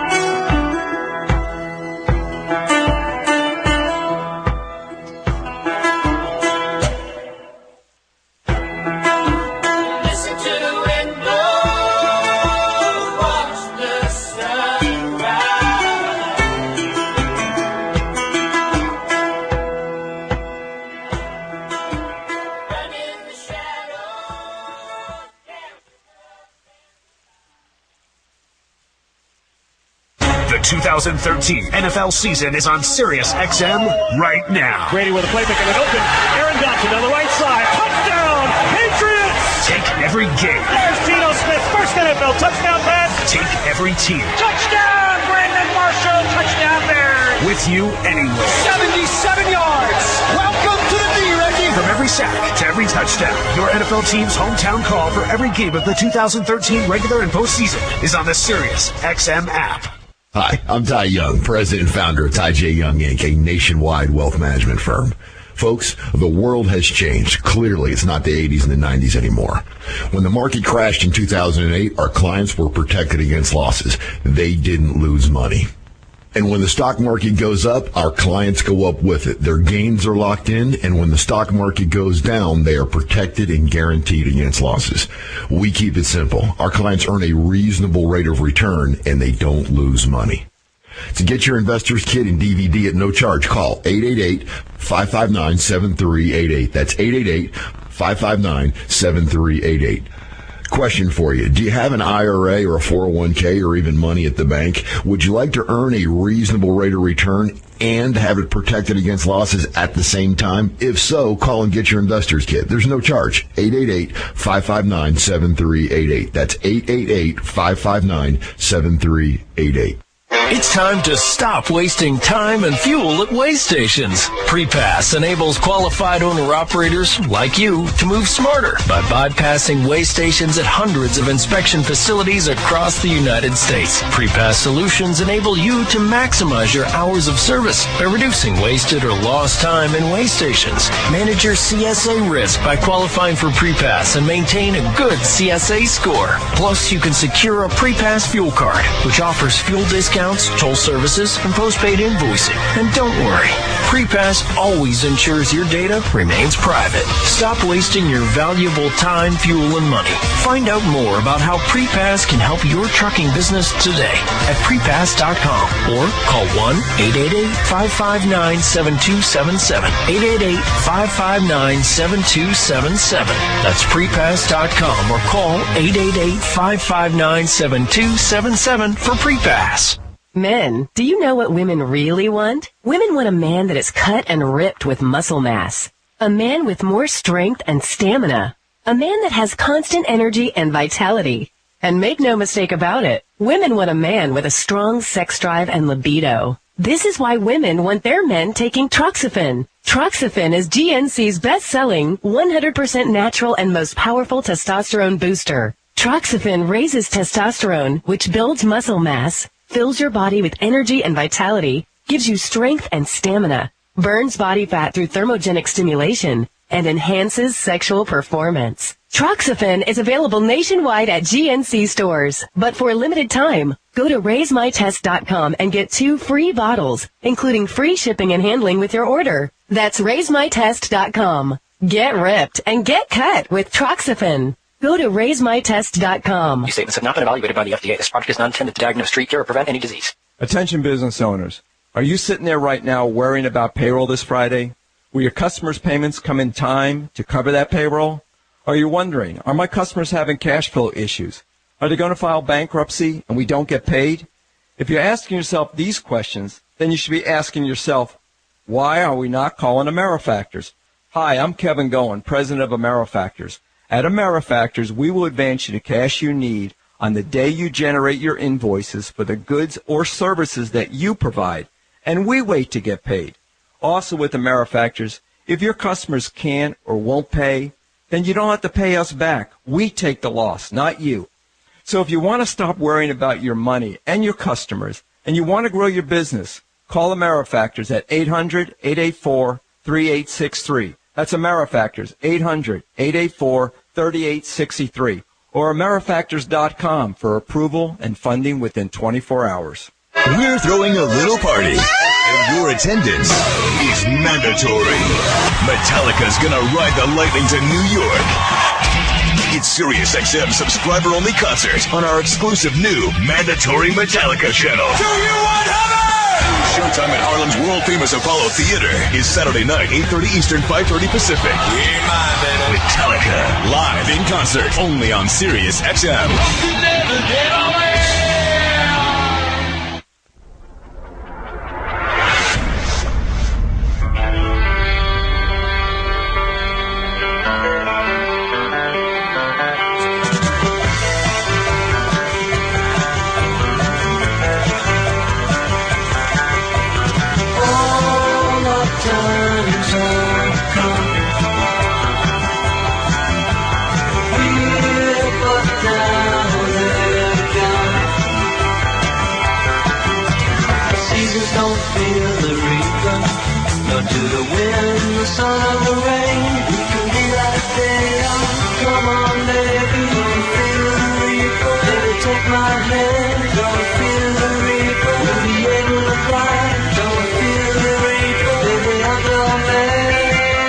It's XM, baby, and we're very serious. To call Art Bell, please manipulate your communication device and call 1-855-REAL-UFO. That's 1-855-732-5836. Maybe after you've had an experience like Dr. Reed's, you don't fear the Reaper anymore. Good evening, everybody. I am Art Bell, and Dr. Reed is still here. We'll take some more questions with what time we have left. Hello, you're on the air. Dark Matter's listening. Hi. Art Bell. Yes, sir. Roswell's. Roswell's, thank you. I had recently seen an interview with a doctor, he was a professor of neurology, not a particularly religious man, self-described, and his explanation of when he had a form of meningitis and he thought that he had passed through was strikingly similar to the doctor's explanation of talking to the golden being. Mm-hmm. And maybe there's a similarity between the two. Very much so. Very much so. I believe this is happening to many people all around the world. You know, this life is a precious thing, and I think there's a lot more to it than what we can perceive, what we can actually comprehend. This is something that I think we need to unlearn about our modern times. I think we need to take the blinders off that are politically motivated, that are economically motivated, and get back to the basics of what this life is supposed to be. It's supposed to be lived. It's supposed to be experienced and cherished. That's Doctor, what we... Yes. I had a massive heart attack at one time, and I remember fading away, and people speak of the walking toward the light, and I was afraid to walk toward the light. But I felt compelled to do so. Let me tell you something. I know that our lives continue. I know that we are immortal. Our soul, our energy that lives within inside of us. I've seen it. I've seen where it goes. I have seen the process in front of my very eyes. I hope you're right about that. I really hope you're right about that. It's unquestionable to me. I have seen it, Art. I wish I had seen it, and I wish I could say it's unquestionable to me. I can't say that. That's awful, huh? I can't say that. I question everything. Hi, Dark Matter. You're on the air with Dr. Reed. Hello, Art, and hello, Dr. Reed. Hello. My default position, having grown up around the nation's capital, is to be skeptical. But about 22 years ago, I had an experience. It was not UFO related. It was metaphysical, but it knocked my socks off. And one night I'll call and tell you about it, Art. But here's my question for you. I missed the first part of the interview, and I kind of pieced together that you were a doctor having to do with psychology, and I think this happened in the state of Washington in the 90s. Correct. And I also get the sense that you were affiliated with some sort of university in the state of Washington. Let me add for you, sir, that if you missed the first part of it, immediately after the show, it begins repeating. So. Oh yes, I know. I'm going to catch it, but. My question is, and you might have answered it before, but did you lose your job over this? I mean, outside of the shock of it happening, what were the ramifications? Well, the ramifications was that I lost everything. Everything was eliminated from my life by a government-type faction, by a group that systematically eliminated my bank accounts, all of my accreditation, my job. Everywhere that I went, including my passport and my birth certificate, didn't exist. The only way that I got a passport back was I had a law firm threaten to sue the U.S. government that we were going to plant a story in every major newspaper in the United States that the U.S. government had refused to give me my passport back because I had had an extraterrestrial experience. I got my passport back 4 days later. Dark Matter, you're on the air. Yes. Hi, Art. Hello. Thank you for taking my call. I got a quick question for the doctor. I'm just curious. I know for every force there's an opposing force, and the people who tried to destroy his life, are they still after him? And why do you think that they would be opposed to the goodness that's coming from this? All good questions, yeah. Believe it or not, the major conspiracy to silence me and anybody around me comes from the United States of America. And I think that's interesting in itself. Most other countries have either submitted the fact that extraterrestrial life does exist and they have files that prove it. They don't seem to bother me. They seem to leave me alone. I live in Vancouver, Canada, and and for the most part, I don't do much in the United States. As of 2004, I quit speaking in the United States because too many people were dead. And I decided I would go a different direction. And it's not that I'm not speaking. It's that I'm speaking to a different type of group who's willing to listen. And that's all I've ever asked, was just for people to listen. Right. The wormhole is asking what happened to Gary. Is Gary alive or dead? Well, after we went on your show, Art, I had not had any contact with him for years. Nobody thought he was alive, and some relatives of his called me, verified, in fact, who I was, and I went to see him. Gary had been beaten and left for dead on the side of a road with severe brain injuries and literally was on his last moments. And I used the Link artifact and took him with me to that round room and saw his life change before my eyes. I saw him, his spirit, his energy, his life force, whatever you want to call it. I saw it given back to him and him put in to the collective. And those are my words. Everybody who's even had a brush with you in this whole thing has been affected dramatically, haven't they? Yes, and we're still standing, Art. That's the amazing thing. We don't do any advertising. We don't do any, like Dan said, we've probably given away as many books as we've sold. But by the grace of God, by the grace of other people who have helped this to continue, I will keep speaking to those who want to listen, because I know something. I know that our life, our civilization, our humanity needs to evolve. because we're in trouble. We're in really big trouble right now. I agree with that. And some of the answers are so simple. And I believe we can find them together. I believe that when we reach out across the airwaves, across the table, and touch the person across from us, we are giving them part of ourselves. We are giving them part of our energy, part of our life. That's what we need to do. We need to bring it back to that kind of simplicity, where our lives are shared together to enhance each other, where our energy helps each other grow and evolve.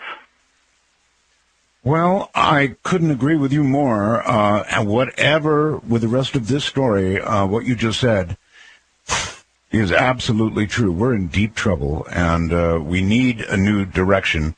That probably is obvious to everybody. Well, I've taken the responsibility of the gift that I was given, and I now take it very seriously, and I know that others need to listen. Others need, not just to me, but to the idea that life can be so much better if we just work together. Dr. Reed, we're leaving all the lines full, zillions of them blinking. Thank you for being here. Thank you for the message. Thank you for taking the calls. And most of all, thank you for relating the story in such great detail once again.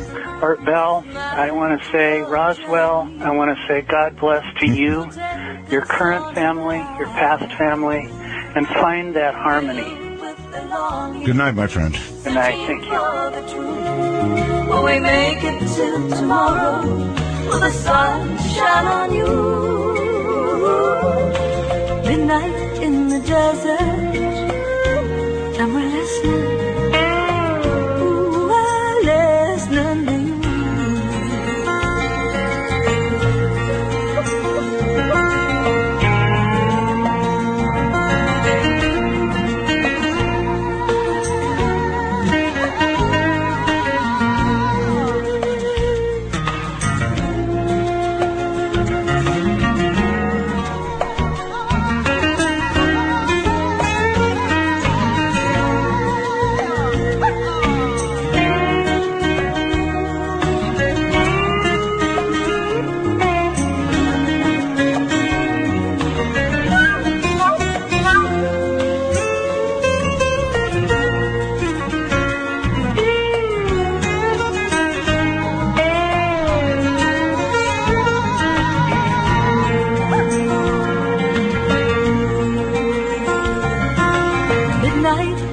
Desert, and there's wisdom in the air.